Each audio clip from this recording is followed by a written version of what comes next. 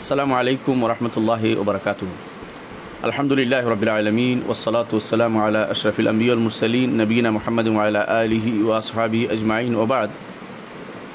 সম্মানিত দর্শকবৃন্দ, আপনারা যারা উপস্থিত হয়েছেন সবাইকে সাদর শুভেচ্ছা জানাচ্ছি। আজকে আমরা শুরু করছি আমাদের প্রশ্নোত্তর অনুষ্ঠান। আজকে আমাদের প্রথম প্রশ্ন একজন করেছেন, আমরা যে আপনাদেরকে ওস্তাদ বলে ডাকি এটা নিয়েও কেউ কেউ সমালোচনা করে, কারণ আমরা আপনাদের দার্সে বসতে পারি না তাই, অথচ আমরা A to Z সোশ্যাল মিডিয়ার মাধ্যমে আপনাদের কাছ থেকে শিখেছি।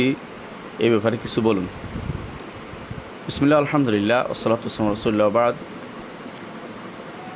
ইমাম শাফি রহমতুল্লাহ আলাইহি একটি কথা বলেছিলেন গুরুত্বপূর্ণ। তিনি বলেছিলেন, মান তাআল্লামতু মিনহু হারফান সিরতু লাহু আবদান, মানে যার কাছে আমি শিক্ষা গ্রহণ করি তার আমি দাসের কাছাকাছি পরিণত। এরা তো দাস মানে তার কথা শুনি, মেনে চলি, অবিডেন্ট।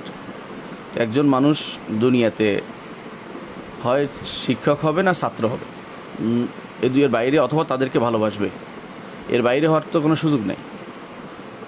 শিক্ষক হবে না ছাত্র হবে। আমরাও কারো কারো ছাত্র সারাদিন শুনতে চেষ্টা করি আমাদের ওস্তাদদের কোনো একটা কিছু পাইলে।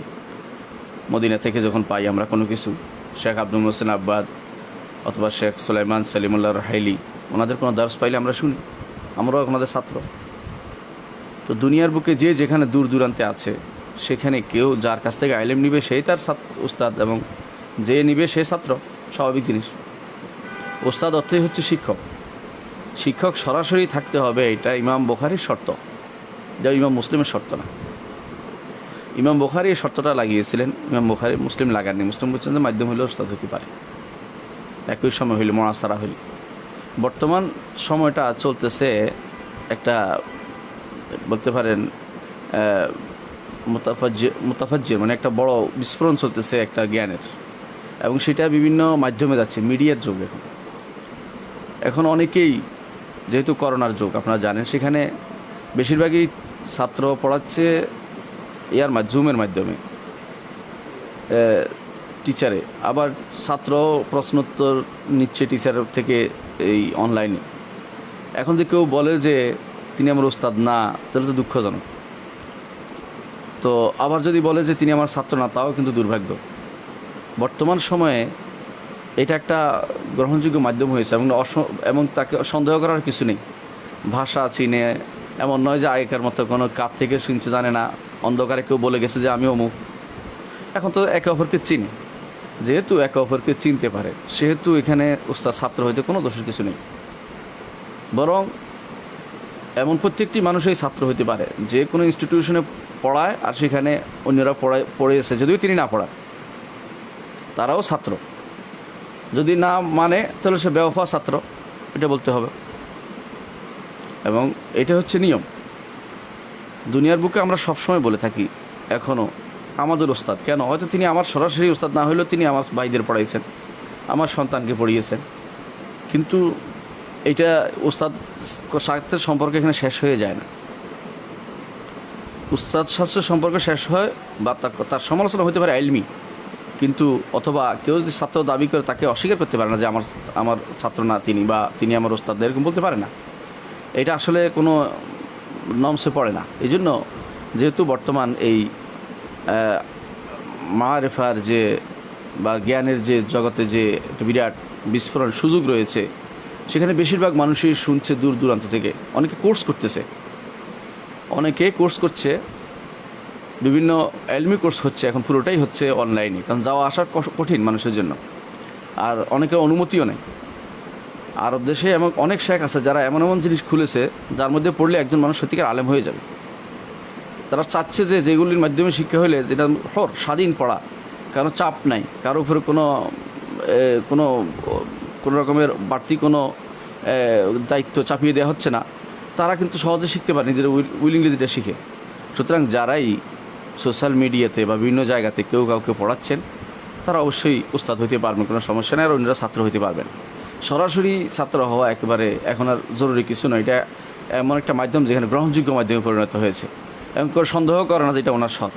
যদি সন্দেহ করে তখন তিনি ডাকবে না, যে সন্দেহ করে তিনি হয়তো ইয়ার আমার ওস্তাদ না, অথবা তিনি হয়তো আমার ছাত্র না, যে সন্দেহ করে সে হয়তো তাকে বলবে আমার ছাত্র না। সন্দেহ যে করবে না সে ছাত্র পরিচয় দিতে পারবে, আর সন্দেহ যে করবে সে ওস্তাদ পরিচয় দিতে পারবে, যে আমার ওস্তাদও বলতে পারে সে আমার ছাত্র, আর ছাত্র বলতে পারে সে আমার ওস্তাদ।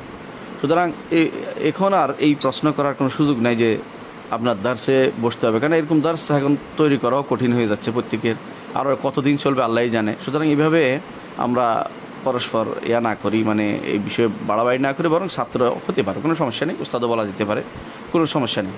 আর ওস্তাদ শব্দটি কোনো দোষের কিছু না। আমরা দেখেছি ইতিহাসে ওস্তাদ আবু ইসহাক আল-আসফারাই নিয়ে আসছে, ওস্তাদ সাহেব ইবনে আব্বাদ আসছে, ওস্তাদের এই সংজ্ঞা প্রচুর আসছে। বিশেষ করে যারা এলমের ক্ষেত্রে বেশি প্রাধান্য পেয়েছেন বা কোনো কথা বলতে পারেন তাদেরকে নজর, যাদেরকে বলা হয়, বিশেষ করে যারা কথা বলে মানুষকে বুঝাতে পারেন তাদেরকে ওস্তাদ বলা হয়। আমরা এরকম পর্যায়ে পৌঁছি না, আমরা বলছি না, কিন্তু এই নামটি দেওয়া দোষের কিছু না, নামটিও দোষের কিছু না। আমরা যখন দেশের বাইরে ছিলাম তখন আমরা ওস্তাদদেরকে ডেকেছি ওস্তাদ কাইফ হালুকুম ওস্তাদ, কোনো ওস্তাদ কোনো দিন দ্বিমত পোষণ করেনি। তাহলে বোঝা গেল যে এরকম ওস্তাদ বলাতেও দোষ নেই, এরকম ছাত্র হওয়াতেও দোষ নেই, আর অনলাইনে হতেও কোনো দোষ নেই, এবং বলা যাবে, কোনো সমস্যা নেই, আলহামদুলিল্লাহ। পরবর্তী প্রশ্ন বলেছেন, একজন আলেমের কাছে শুনেছি আব্দুল্লাহ ইবনে মাসউদ রাদিয়াল্লাহু আনহু দোয়া লিখে ছোট বাচ্চাদের গলায় ঝুলিয়ে দিতেন, অর্থাৎ তাবিজ। উনি বলেছেন যে এই বর্ণনাটি মুসান্নাফ ইবনে আবি শাইবাতে আছে, এই সকল তাবিজ শিরিক নয়। ওনার এই বর্ণনাটি কি সঠিক? বিস্তারিত জানতে চাই। বিস্তারিত জানার জন্যই বলছি। প্রথম কথা হচ্ছে, এটা আব্দুল্লাহ ইবনে মাসউদ রাদিয়াল্লাহু আনহু থেকে আসে নাই, এটা আব্দুল্লাহ ইবনে আমর ইবনে আস থেকে আসছে রাদিয়াল্লাহু আনহু। তো ওনার তথ্যগত ভুলটা হয়েছে, এটা আসছে মুসান্নাফ ইবনে আবি শাইবাতে আসছে, কোনো সন্দেহ নেই, কিন্তু কী আসছে ওইটা আগে জানতে হবে, আর এটা শুদ্ধ কিনা এটাও জানতে হবে। এখানে হাদিসটা হচ্ছে এটা আমাদের মুখস্থ রাখা উচিত। হাদিসটা এটা কি? হাদিসটা আসছে রাসূলুল্লাহ সাল্লাল্লাহু আলাইহি ওয়াসাল্লাম বলেছেন, মা ফাজা আহাদুন ফি নাওমিহি, যে কেউ তার ঘুমের মধ্যে ভয় পাবে। আমাদের দেশে কয় ভয় পায় ঘুমের মধ্যে, বা উঠে, হ্যাঁ, ভয়ে কেঁপে ওঠে অনেক সময় ছোটো বাচ্চারা, অথবা বড়রা কেউ কেউ ঘুমের মধ্যে ভয় পেয়ে উঠে যায়। রাসূলুল্লাহ সাল্লাল্লাহু আলাইহি ওয়াসাল্লাম তো একটা দোয়া শিক্ষা দিয়েছেন, সেটা হচ্ছে এটা পড়তে বলেছেন, আউযু বিকালিমাতিল্লাহি তাম্মাত মিন গাদাবিহি ওয়া ইকাবিহি ওয়া শাররি ইবাদিহি ওয়া মিন হামাযাতিশ শাইতান ওয়া আন ইয়াহদুরুন। হাদিসটা হচ্ছে এটা সহিহ হাদিস, হাদিসটা সহিহ। বর্ণনাটা কি বলবো বাকিটা? আউযু বিকালিমাতিল্লাহি তাম্মাত ওয়া ইকাবিহি ওয়া শাররি ইবাদিহি ওয়া মিন হামাযাতিশ শাইতান ওয়া আন ইয়াহদুরুন, হামাযাতিশ শায়াতিন ওয়া ইয়াহদুরুন। হাদিসটির সনদের ব্যাপারে কথা আছে, এটা আগে বলি। হাদিস সনদের মধ্যে মুহাম্মদ ইবনে ইসহাক নামক একজন বর্ণনাকারী আছেন, তিনি আনানা করেছেন, সরাসরি আনানা, উনি তাদলিস করতেন, আনানা করার কারণে অনেক বলছেন। আমরা দরিব বলবো না, অন্য কারণে, সেটা হচ্ছে অন্য রাওয়ায়াতে সেটার সমর্থন পাওয়া যায়, সেই জন্য কেউ কেউ এটার হাসান পর্যায়ে নিয়ে গেছে, আমরা হাসান পর্যায়ে রাখি, কোনো সমস্যা নেই। কিন্তু সমস্যা হচ্ছে একটাই, যারাই বর্ণনা করেছেন তারা কিন্তু এটা রাতের বেলা ঘুমের মধ্যে ভয় পাইলে দোয়াটা পড়ার জন্য তারা শিক্ষা দিতে বলেছেন দোয়াটাকে। সেটা হচ্ছে আউযু বিকালিমাতিল্লাহি তাম্মাত মিন গাদাবিহি ওয়া ইকাবিহি ওয়া শাররি ইবাদিহি ওয়া মিন হামাযাতিশ শায়াতিন ওয়া আন ইয়াহদুরুন। এটা হচ্ছে এটা দোয়া। এখন এইটা যদি কেউ পড়ে কোনো সন্দেহ নেই, এটা অবশ্যই পড়তে পারবে, এটা একটা দোয়া। আর এর মধ্যে সমস্যা হচ্ছে একটাই, একটা হচ্ছে এটা যে আব্দুল্লাহ ইবনে আমর ইবনে আস কানা ইউলাক্কিন আওলাদাহুল কিবার, তিনি তার বড় ছেলেদের সেটা মুখস্থ করাতেন, এই দোয়াটা মুখস্থ করাতেন বড় ছেলেদের, সন্তানদের জন্য এই জাতীয় ইস্তিআযার যে সমস্ত দোয়া আছে সেগুলো মুখস্থ করানো বোঝা গেল সুন্নাতুস সাহাবা কেরাম সেটা করতেন। এর মধ্যে অতিরিক্ত একটা অংশ আছে, ছোট যারা আছে তিনি সেটা কাগজে লিখে তাদের গলায় দিয়ে দিতেন। প্রথমত এই অংশটুকু দরাইফ, এই অংশটুকু মুনকার, ওই অংশটুকু অন্যান্য বর্ণে আসে নাই।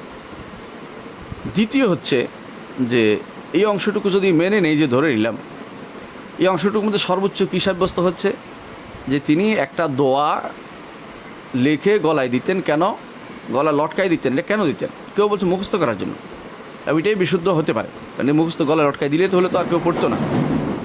তাহলে এটাই অনেকেই বুঝছে যে এটা দ্বারা যে মুখস্থ করার জন্য তিনি লটকে দিতেন, অন্য কিছু তো লটকাইতেন না, কোরআন শরীফ অন্য আয়াত তো লটকাইতেন, কোনো প্রমাণ পাওয়া যাচ্ছে না, যদিও একটা কোনো বর্ণনা অন্যরা উল্লেখ করেছেন, কিন্তু এখানে তো নাই। তাহলে এই একটি দোয়া, যে দোয়াটির মধ্যে একমাত্র আল্লাহর কাছে আশ্রয় চাওয়া হয়েছে, এটা তিনি লটকাই দিতেন। বলা হচ্ছে এই লটকানোটা, এই যে লটকানোটা, এটা কী জন্য করতেন, এটা একটা মতভেদ আছে এক।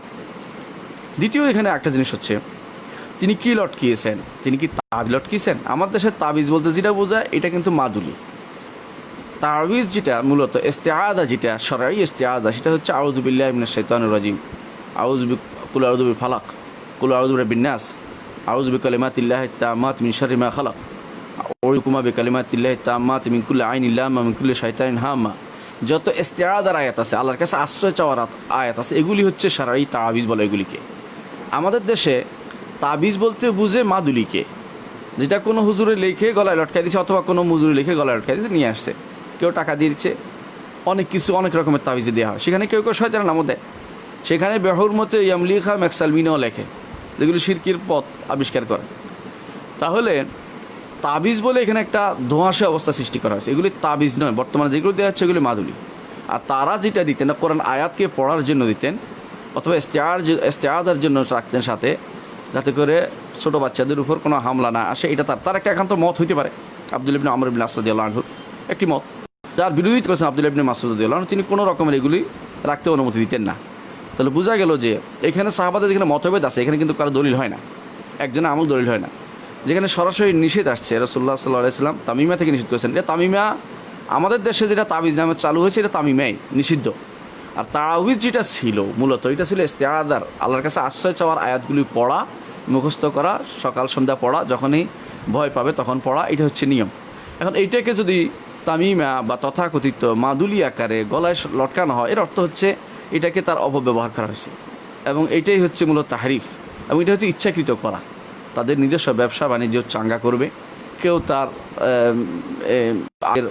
পেয়েছে বই, সেটার থেকে চালু করবে, এই জন্য তারা এগুলি করে থাকে। আপনি আশ্চর্য হবেন, এদের অধিকাংশ এমন এমন জিনিস তাবিজের মধ্যে লেখে যেগুলি কোনো ইমানদার লিখতে পারে না। ইবলিসের নামগুলি লেখে, শয়তানের নাম লেখে, এবং এমন এমন কাফেরদের নাম লেখে, আবু জাহালের নাম লেখে, এগুলি লিখে লিখে আবার গলায় লটকাই দিচ্ছে, এগুলি দিয়ে দিচ্ছে। কী জিনিস আপনি গলায় লটকাচ্ছেন? তাহলে আপনি চিন্তা করুন, যেই কথাটা আব্দুল্লাহ ইবনে আমর ইবনে আস রাদিয়াল্লাহু আনহু থেকে আসছে, এবং এটা আমরা বলেছি কি এটার বর্ণনার্থে দুর্বলতা আছে, এবং তারপরেও যদি বলি যে উনি আসছে, তাহলে উনি অন্যান্য সাহাবাদের বিরোধী বলেছেন, তাই উনি একমত না। 3 নম্বর হচ্ছে এটা ছিল তাবিজ, এটা তামিমা ছিল না, এটা ছিল তাবিজ। আমাদের সাথে তাবিজ যেটা বলে তামিমাই নিষিদ্ধটাই, আর তাবিজ ছিল ইস্তেআদা, আউযু বিল্লাহি, আউযু বিকালিমাতিল্লাহ, এগুলি দিয়ে যেগুলি পড়া হয় সেগুলো, অথবা এগুলি যেগুলো মুখস্থ করা হয় সেগুলো, এগুলি হচ্ছে তাবিজ। তো তাবিজগুলোকে তামিমা বানিয়ে ফেলা হয়েছে, মাদুলি বানিয়ে ফেলা হয়েছে, এটার সমস্যা। অর্থাৎ তারা দেয় মাদুলি আর বলে তাবিজ দিচ্ছে, মাদুলি দিচ্ছে, এমন জিনিস লটকায় গলার মধ্যে লটকানোর জন্য, আর দিচ্ছে বলে যে এটা দিচ্ছি তাবিজ। এটা কেন তাবিজ হলো? তাবিজ তো আপনার ইস্তেআদা পড়ার জিনিস, তাহলে সকাল বিকাল আপনি পড়তেন না? আউযু বিকালিমাতিল্লাহি তাম্মাত মিন কুল্লি আইনিন লাম্মা মিন কুল্লি শাইতানিন হাম্মা বাচ্চাদের পড়ে দিতেন না? আউযু বিকালিমাতিল্লাহি তাম্মাত মিন শাররি মা খালাক সন্ধ্যা বিকালে দোয়ার মধ্যে আসতো না? তাহলে তাবিজ ভিন্ন, আর তামিমা যেটা আছে এটা কখনো অনুমোদিত ছিল না, তামিমা কোনোভাবে অনুমোদিত না। রাসূলুল্লাহ সাল্লাল্লাহু আলাইহি ওয়াসাল্লাম বলেছেন, ইন্নাত তামাইমা ওয়াত তিওয়ালাতা, ইন্নার রোকা ওয়াত তামাইমা ওয়াত তিওয়ালাতা শিরকুন। নিশ্চয়ই রোকা, ঝাড়ফুঁক যেগুলি শরীয়তের বিরোধী, এগুলি তামাইম যেগুলি মাদুলি লটকানো হয়, ওয়াত্তিওয়ালা এবং স্বামী স্ত্রীর মধ্যে মহব্বত অথবা আকর্ষণ বিকর্ষণ করার জন্য যেটা দেওয়া হয়, রাসূল বলছে এগুলি শিরক। তো এগুলি দেওয়া যাবে না কোনোভাবেই। এগুলি না দিয়ে এগুলির বিকল্প হচ্ছে কোরআন এবং সুন্নাহর ইস্তেআদার আয়াতগুলি পড়বেন সকাল বিকাল, কোরআন এবং সুন্নাহ দিয়ে ফু দিবেন, কোরআন এবং সুন্নাহ আয়াত দিয়ে, দলিল বিভিন্ন হাদিস দিয়ে এগুলি দিয়ে ফু দিবেন, এগুলো তো নিষেধ নেই। এমনকি শাইখুল ইসলাম ইবনে তাইমিয়ার মতো এগুলি লিখে খাওয়ানো জায়েজ আছে, কিন্তু এগুলিকে আপনি লটকায় রাখবেন কেন? কারণ হাদিসে নিষেধ আসছে, মান আল্লাহ কাশে নুকিল এইলেই, কেউ যদি কোনো কিছু লটকায় তাকে তার উপর ন্যস্ত করা হয়। আর মানুষও যখন লটকায় তখন সে একটা ভরসা পেয়ে যায় এটার উপরে, আর ভরসা তো আল্লাহ ছাড়া কারোর উপর করা যায় না, আল্লাহ ছাড়া কারোর উপর করা যায় না। এবং এটা এখন চরম সত্য হয়ে গেছে, যারা তাবিজ লটকায় তারা আর কোরআন পড়ে না, কারণ তারা মনে করে তাবিজ যথেষ্ট। এই জন্য আল্লাহর ভরসা করে সকাল বিকাল যদি আজকারগুলি কেউ করে, এবং সাথে সাথে যদি কোনো সালাতের পরে জিকিরগুলি করে, ইনশাআল্লাহ তাকে শয়তান পেয়ে বসবে না, শয়তান থেকে দূর থাকবে। আর যেগুলো হাদিসে আসছে সেগুলো তো অবশ্যই পড়া যাবে, সেগুলো অবশ্যই মুখস্থ করার জিনিস, এগুলো অবশ্যই পড়ার জিনিস। সুতরাং আমরা হাদিসটি অস্বীকার করছি না, হাদিস মানতেই হবে, কিন্তু সেটার পদ্ধতিটা ভুল হয়ে গেছে। পদ্ধতিটা এইভাবে নয় যে আমি একটা ঠোঙ্গার ভিতরে ঢুকাই দিলাম, এবার গলায় লটকাই দিলাম, বাস হয়ে গেল না, এটা কিন্তু হবে না। কেন হবে না? এরকম জিনিসটা আসলে তাবিজের অংশ এটা হয় নাই, তাবিজ হয় না, এখন তামিমা হয়ে গেছে, এটা আরেকটা জিনিস হয়ে গেছে। তো যেই জিনিস আরেকটা জিনিস হয়ে যায়, সুন্নাহর মধ্যে থাকে না, সেই জায়গায় প্রমাণ করা যায় না। আরেকটি কারণও নেওয়া যাবে না, সেটা হচ্ছে রাসূলুল্লাহ সাল্লাল্লাহু আলাইহি ওয়াসাল্লাম তিনি সারা জীবন তার নাতিদেরকে আগলে রেখেছেন, হাসান হোসেনকে এবং নাতনিকেও উমামাকে আগলে রেখেছেন। কোনো দিন তিনি তাদেরকে একটা তাবিজ দেন নাই, এরকম তাবিজ দেন নাই। তাদেরকে তিনি তাবিজ দিয়েছেন, হ্যাঁ, মুখে পড়ে তাদেরকে ফুঁ দিয়েছেন, আউযু বিকালিমাতিল্লাহি তাম্মাত মিন কুল্লি আইনিন লাম্মা মিন কুল্লি শাইতানিন হাম, এটা বলে ফুঁ দিয়েছেন। তাহলে আমরা ওইটার দিকে যাচ্ছি কেন? রাসূল যেটা করেন নাই, যেটা বিতর্কিত মাসালা, যেটা মানলাম উনি করেছেন, যদি ধরে নেই যে এটা শুদ্ধ, যদি ধরে নেই, কিন্তু এটা হাদিস দুর্বল, তারপরেও যদি ধরে নিলাম শুধু, তারপরেও বিরোধিতা করেছে অন্য সাহাবীরা। আর নিয়ম হচ্ছে, এটা আবু হানিফা রাহমাতুল্লাহি আলাইহি বলেছেন, যে সাহাবায়ে কেরাম কোথাও মতভেদ করে, তাহলে আমি আখুযু বিকাউলি মান শিত ওয়া আদারু বিকাউলি মান শিত, কওলা মান শিত, যার কথা ইচ্ছা নেই তার ইচ্ছা ছাড়বো। তার বোঝা গেল এখানে কোনো হুজ্জত নেই একে অপরের কথার বিরুদ্ধে, সেখানে দলিল নেই, অর্থাৎ নেওয়া যাবে না, এটা হলো মূল কথা। সুতরাং যে আপনাকে এটা বলেছে যে এইটা আব্দুল্লাহ ইবনে মাসউদ বলেছেন, তিনি ঠিক বলেন নাই। আর যিনি বলেছেন যে তাবিজ দিতেন, এটাও তাবিজ, হ্যাঁ, আমাদের দেশে তাবিজ বলে যেটা মাদুলি, সেটা দিতেন না, এটা ঠিক নয়, এটা করতেন না। আর যেটা বলেছেন যে তাবিজ শিরিক নয়, তাবিজের আমরা তাবিজের না, আমার দেশে যেটা প্রচলিত আছে এটা শিরিক। মূল তাবিজ তো শিরিক হইতে পারে না, তাবিজটা হচ্ছে আল্লাহর কাছে আশ্রয় চাওয়া, সেটা তো হচ্ছে ভিন্ন জিনিস, সেটা তো উদ্দেশ্য না। উদ্দেশ্য তো এখন হয়ে গেছে মাদুলি লটকানো এবং কোথাও শামুক লটকানো অথবা কোনো গাছের ফলমূল লটকানো, এগুলি দিয়ে কোনো উপকার হয় না, কারণ দ্রব্যগুণ প্রমাণিত হয়নি। আপনি তো বলেন ওষুধ খাইতে পারেন, ওষুধ তো প্রমাণিত সত্য, ল্যাবরেটরি যে প্রমাণিত যে এই মাত্রার গেলে শরীরে এই সুবিধা হবে। আপনি যদি কোনো ধরেন কেউ তিতা পাতা খাইলো, মেন্দা পাতা খাইলো, এই জন্য যে পেটের রোগ ভালো, রোগের রোগ এমন, এটা প্রমাণিত সত্য হয়ে গেছে, সুতরাং আপনি পেটের রোগ খেতে পারেন, কারণ এটা কোনো, এটাকে বলা হয় প্রুভড হয়ে গেছে। এখন এটা আপনি যে খেতে পারেন, কারণ এটা তো নিষেধ নেই, এটা তো সত্যিকার, এটা যে আসর আছে, প্রভাব আছে, এটা প্রমাণিত। কিন্তু আপনাদের এই যে মাদুলির আসর প্রমাণিত নয় এবং প্রমাণিত হওয়া সম্ভব নয়। শারীরিক জিনিস, দুনিয়ার জিনিসও নয়, দুনিয়ার জিনিস হিসেবে প্রমাণিত। শারীরিক জিনিস প্রমাণিত হতে হলে অবশ্যই সেটা আসতে হবে রাসূলুল্লাহ সাল্লাল্লাহু আলাইহি ওয়াসাল্লামের হাদিস বা কোরআনে কারিমে কোথাও আসতে হবে, সেটা দিয়ে করতে হবে। নাহলে শারীরিক জিনিস এইভাবে আপনি বললেই প্রমাণিত হয়ে যায় না। তাহলে বুঝতে পারলাম আমাদের দেশে প্রচলিত যে তাবিজ নামে যে এই মাদুলিগুলি আছে বা যেগুলি লটকানো হয়, এগুলির হুকুম 3 প্রকার। যদি কেউ কোরআন দিয়ে দেয় তাহলে সেটা জায়েজ হবে না, হারাম হবে। আর যদি কেউ কোরআন দিয়ে দেওয়ার পরে সেটার উপরে মনে করে এটা একটা কারণ, ভালো হয়ে যাবে এটা দিয়ে, তাহলেও কিন্তু এটা শিরকে আসগর হবে, কারণ কোরআন এভাবে লটকিয়ে দিয়ে ভালো হওয়ার কথা কোনো হাদিসেও আসে নাই, কোনো কোরআন কারিমে এটা বলা হয় লটকাই দিতে হবে। আর 3 নম্বর, যদি নির্ভর করা হয়, যদি কোনো নির্ভর করা হয় তাবিজের উপরে, কোরআনের উপর নয়, আল্লাহর উপর নয়, সিফাতের উপর নয়, তাহলে সেটা শিরকে আকবর হয়ে যাবে। আর একটা জিনিস হচ্ছে, আমরা অধিকাংশই যে কারণে জানা যায় না তাবিজগুলি কী লেখা হয়, আপনি জানেন না কী লেখা হয়েছে, সুতরাং আপনি এটা তো মোটেই জায়েজ হবে না আপনার জন্য। আর যিনি দিচ্ছেন তার জন্য হারাম হলো, যিনি লটকাচ্ছেন তার জন্য তো শিরিক হয়ে যাবে। তাহলে আপনি চিন্তা ভাবনা করে দেখুন আপনি কোনটা গ্রহণ করবেন। আপনি তাওহীদে থাকবো নাকি এমন জিনিস খুঁজবো যে জিনিসের মধ্যে আমার ঈমান নিয়ে সমস্যা হয়ে যাবে। আশা করি আমার বিষয়টা বুঝতে পারছেন।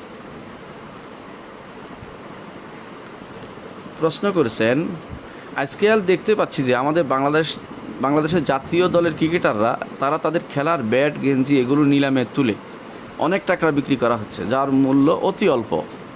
শরীয়ত মোতাবেক এগুলো কি জায়েজ, একটু জানাবেন। দেখুন, আসলে একজন মানুষ তার প্রিয় জিনিসটা যদি বিক্রি করতে চায়, অন্য কেউ যদি কিনতে চায়, আমরা তাকে নিষেধ করতে পারি না। কেউ বিক্রি করলে না জায়েজ হবে বলতে পারি না, সে বিক্রি করবে। এবং সে মজায়েদ বলা হয়, বাইল মাজাদ বলা হয় এটাকে, মাজাদ আল আলানি, অর্থাৎ প্রকাশ্য যে দাম বাড়বে কোনটা, সেইভাবে যে বাড়তি দিবে তাকে দিবে, এটাই নিয়ম। হয়তো আর ভক্তবৃন্দ আছে, তার ভালোবাসার লোক আছে, এরকম সে সালাই করে বিক্রি করলো, অনেক টাকা পাইলো। কিন্তু সমস্যা হচ্ছে এক জায়গায়, যে কিনছে সে কী কিনছে, এটা হলো সমস্যা। যিনি কিনছে তিনি এটাকে এত ভালোবাসছে, আপনি চিন্তা করে দেখুন, তার কাছে এটা, তাকে যদি কোনো মসজিদ বানানোর জন্য হয় তাহলে কিন্তু 1 লাখ টাকা দিবে না, আল্লাহর জন্য দিবে না। সে কিন্তু এখানে অকাতরা ব্যয় করছে, বোঝা গেল তার ভালোবাসা এইটার জন্য আল্লাহর চেয়েও বেশি। প্রমাণিত, প্রুভড হয়ে গেছে এখন। এটা যে কোনো জিনিস আল্লাহর চেয়ে কেউ বেশি ভালোবাসলে কোনো কিছুকে, সেটা শিরক হয়। এখন এই মানুষগুলো যারা কিনতেছে, তারা কী জন্য কিনছে? নিছক ভালোবাসা এত টাকা কেউ ব্যয় করে? নিজের সন্তানকে দিতে চায় না, বাবা মাকে দিতে চায় না, আত্মীয় স্বজনকে দিতে চায় না, গরিবকে দিতে চায় না, কিন্তু এইটা দিয়ে সে কী করবে? আমি আশ্চর্য হয়ে যাই, অনেক মানুষ দেখেছি এরকম কিনেছে, এরকম পচা গাড়ি কিনে রেখে দিছে, এখন রাস্তার দখল হয়ে রয়েছে ওটা, অথবা ঘর জায়গা দখল হয়ে আছে। একজনের বাড়ি গেলাম, দেখুন তিনি তার ইয়াটা সাজাই রাখছে, যেটা দিয়ে গান গাইতে ওটা সাজাই রাখছে। তা আমি বললাম যে এটা ভেঙে ফেলি, আপনার টাকা দিব, টাকা দিতেও রাজি নেই, সেটা এটার প্রতি এত মহব্বত তার রয়ে গেছে। বোঝা গেলে যেগুলো আল্লাহর চেয়ে যেগুলি দূরে সরিয়ে দেয়, সেগুলি তো আল্লাহর চেয়ে বেশি ভালোবাসে, তার শিরিক হবে। আল্লাহ তাআলা বলছেন, এটা আমি বলিনি, আল্লাহ তাআলা বলছেন ওমিনান নাসি মান ইয়াত্তাখিযু মিন দুনিল্লাহি আনদাদা ইউহিব্বুনাহুম কাহুব্বিল্লাহ। মানুষের মধ্যে কিছু মানুষ আছে যারা ইয়াত্তাখিযু মিন দুনিল্লাহি আনদাদান, আল্লাহ ছাড়া অনেক শরিক তারা গ্রহণ করে। কীরকম শরিক গ্রহণ করে? আল্লাহর মতো, ইউহিব্বুনাহুম কাহুব্বিল্লাহ, আল্লাহর মতো ভালোবাসা এদেরকে ভালোবাসে। এটা বুঝার ব্যারামিটার আমাদের কাছে না, একটাই ব্যারামিটার আছে, আল্লাহর কথা শুনলে সে কতটুকু আগায়, আর মানুষের কথা শুনলে কতটুকু দৌড়ায়। তার মধ্যে অপরাধ বোধ থাকলে এটা অপরাধ বোঝানো যাবে, কিন্তু অপরাধ বোধ নাই, বেপরোয়া হয়ে গেছে, এটা শিরকে চলে গেছে তখন। এটাই হচ্ছে আফারাআইতা মান ইত্তাখাযা ইলাহাহু হাওয়াহু আফান্তা তাকুনু আলাইহি ওয়াকিলা। যেই ব্যক্তি তার ইলাহকে, তার মাবুদ বানাইছে তার প্রবৃত্তিকে, অর্থাৎ প্রবৃত্তি যেটা চায় এটা সব কিছুর উপর প্রাধান্য পাবে। আল্লাহ এবং তার রাসূল অনুমোদন করেছে কিনা, এটা কি কাজে লাগবে কিনা, এটা দরকার নেই।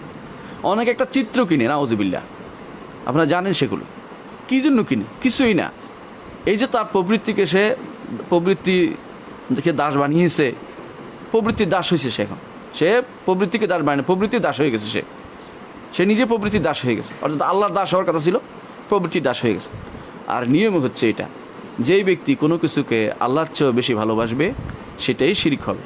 এই মানুষগুলো যারা প্রবৃত্তির তাড়নায় পড়ে গেছে, একটা গেঞ্জি, একটা ব্যাট, একটা অমুক, একটা ওইটা তার কাছে এত প্রিয়, লক্ষ লক্ষ টাকা সেটা উঠতেছে, এটা আসলেই দুঃখজনক। যেই ভাইরা বিক্রি করে তারা বোঝা উচিত যে আমি শিরকের একটা পথ রচনা করতে যাচ্ছি, আর যারা কিনে তারা তো শিরকে পড়েই যাচ্ছে, এটা কোনো অস্বীকার করার জন্য যত রকমই বলেন আমরা বলি না কেন। দেখুন রাসূলুল্লাহ সাল্লাল্লাহু আলাইহি ওয়াসাল্লাম বলেছেন, তাইসা আব্দুদ দিনার তাইসা আব্দুদ দিরহাম, তাইসা আব্দুল খামিলা তাইসা আব্দুল খামিসা। তার রাসূলুল্লাহ সাল্লাম যেটা বলেছেন এখানে, সেটা অর্থ হচ্ছে তাইসা আব্দুদ দিনার, দিনারের দাসের ধ্বংস, তাইসা আব্দুল দিরহাম, দিরহামের দাসের ধ্বংস, তাইসা আব্দুল খামিলা তাইসা আব্দুল খামিসা, যে চাদরের দাসের ধ্বংস হোক, কাপড়ের দাসের ধ্বংস হোক। চাদর আর কাপড়কে কেউ সিজদাও করে না, রুকুও করে না, চাদরের এটার জন্য কিছু করে না, টাকার জন্য কেউ সিজদা করছে দেখি না। রাসূলুল্লাহ সাল্লাল্লাহু আলাইহি ওয়াসাল্লামের উদ্দেশ্য কী?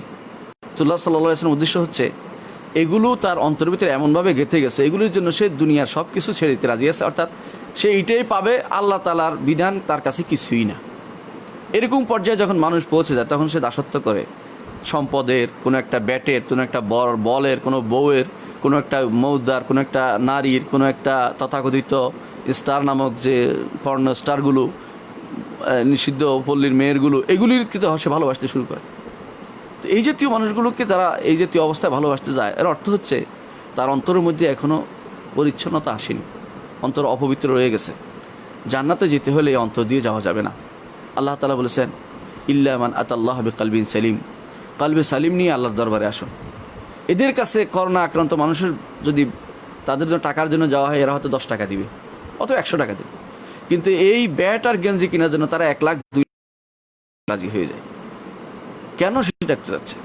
এটা এই জন্য যে তার মহব্বত এটা অন্য সব কিছুর উপরে, এই জন্য এটা শিরকের জায়গায় চলে যাবে যদি কোনো এরকম অবস্থা পরিণত হয়। মানুষের ব্যক্তি কেন্দ্রিক আলাদা হয়ে যায়, কারো কারো কী উদ্দেশ্য নিয়ে জানতে হবে, তারপর সেটা বলতে হবে, কিন্তু কবিরা গুনাহ নিচে না এই জাতীয় জিনিস কিনা, বেহুদা কাম। রাসূলুল্লাহ সাল্লাল্লাহু আলাইহি ওয়াসাল্লাম বলেছেন, মিন হুসনি ইসলামিল মারই তারকুহু মা লা ইয়ানিহি, একজন মুসলিমের সৌন্দর্য, ইসলামের সৌন্দর্য হচ্ছে বেহুদা কাজ পরিত্যাগ করা, যেগুলি কোনো কাজ, যেগুলো উপকার নাই, এই জিনিসগুলো পরিত্যাগ করা। কারণ এগুলির মধ্যে ক্ষতি ছাড়া তার উপকার নাই। এটা তার রাখার জন্য কয়েকদিন পরে একটা রুম লাগবে, একটা বড় কিছু লাগবে, একটা কর্নার বানায় নিতে হবে, একটা কিছু আনিয়ে রাখার জন্য, অর্থাৎ সে এটা দেখানোর জন্য একটা ব্যবস্থা করা হচ্ছে, অথচ এটা ইসলামের শরীয়তের কোনো নিয়মের ভিতরে ছিল না। আমরা অনেক সময় দেখি কোনো তথাকথিত কিছু আলেমই কিছু করে, কি করে, মক্কা মদিনায় গিয়ে কাবা শরীফের গিলাফ টানাটানি করে, এটা নিয়ে তারা মনে করে একটা বিরাট কিছু করে ফেলছে। এগুলিও কিন্তু ইসলামের শরীয়ত কোনোদিন বলে নাই যে কেউ এরকম গিলাফ নিয়ে এসে কোথাও লাখাও, গিলাফ নিয়ে ঢুকে রাখে তার জান্নাতে হবে বা কিছু উপকার হবে, এটা কিছু না, এসবই ভুল, সবই ভুল। আপনি ইবাদত করুন আল্লাহর, আপনার কিছু না থাকুক, আল্লাহ তাআলা জানেন আপনার কী ইবাদত, আল্লাহ তাআলা গ্রহণ করে নেবেন, আল্লাহ তাআলা আপনার ইবাদত গ্রহণ করে নিয়ে আপনার কোনো সমস্যা হবে না ইনশাআল্লাহ। সেটা হচ্ছে আখিরাতে আপনার মুক্তির দরকার, দুনিয়ার জীবনটাকে আপনি বড় করে দেখছেন, বা তুসুল হায়াত দুনিয়া ওয়াল আখিরাতু খায়রুম ওয়া আবকা। আল্লাহ আমাদের বোঝার তৌফিক দান করুন। প্রশ্ন করেছেন এরপরে, হাফ হাতা গেঞ্জি পরে সালাত আদায় করলে সালাতের কোনো ক্ষতি হবে কি না? হাফ হাতা গেঞ্জি কিন্তু সতর ঢেকেছে, কোনো সমস্যা হয় না। হাফ হাতা গেঞ্জি পরা যাবে, কোনো সমস্যা নেই, সালাতও পরা যাবে। কিন্তু উত্তম কাজটা করেন। উত্তম কাজ কি? উত্তম কাজ হচ্ছে আল্লাহ তাআলা যেটা বলেছেন, খুযু যিনাতাকুম ইনদা কুল্লি মসজিদ, হে বনি আদম, প্রত্যেক সেজদার জায়গায়, সেজদার স্থানে এবং সেজদার সময়, দুইটা উদ্দেশ্য মসজিদ, তোমরা উত্তম পোশাক পরে আসো, সবচেয়ে সুন্দর পোশাকটা পরে আসো। আপনি একটা গেঞ্জি পরে কিন্তু সাধারণত বাইরের সমাজে যান না, মানুষের সাথে মিশতে যান না, কিন্তু আপনি গেঞ্জি পরে আল্লাহর সামনে যাচ্ছেন। আপনার কিন্তু এটা একটা আপনার ইমানি দাবিরও কিন্তু বিরোধী। আপনি যদি বুঝতেন যে কার সামনে আপনি দাঁড়াচ্ছেন, তাহলে আপনি সুন্দর কাপড় পরে যেতেন।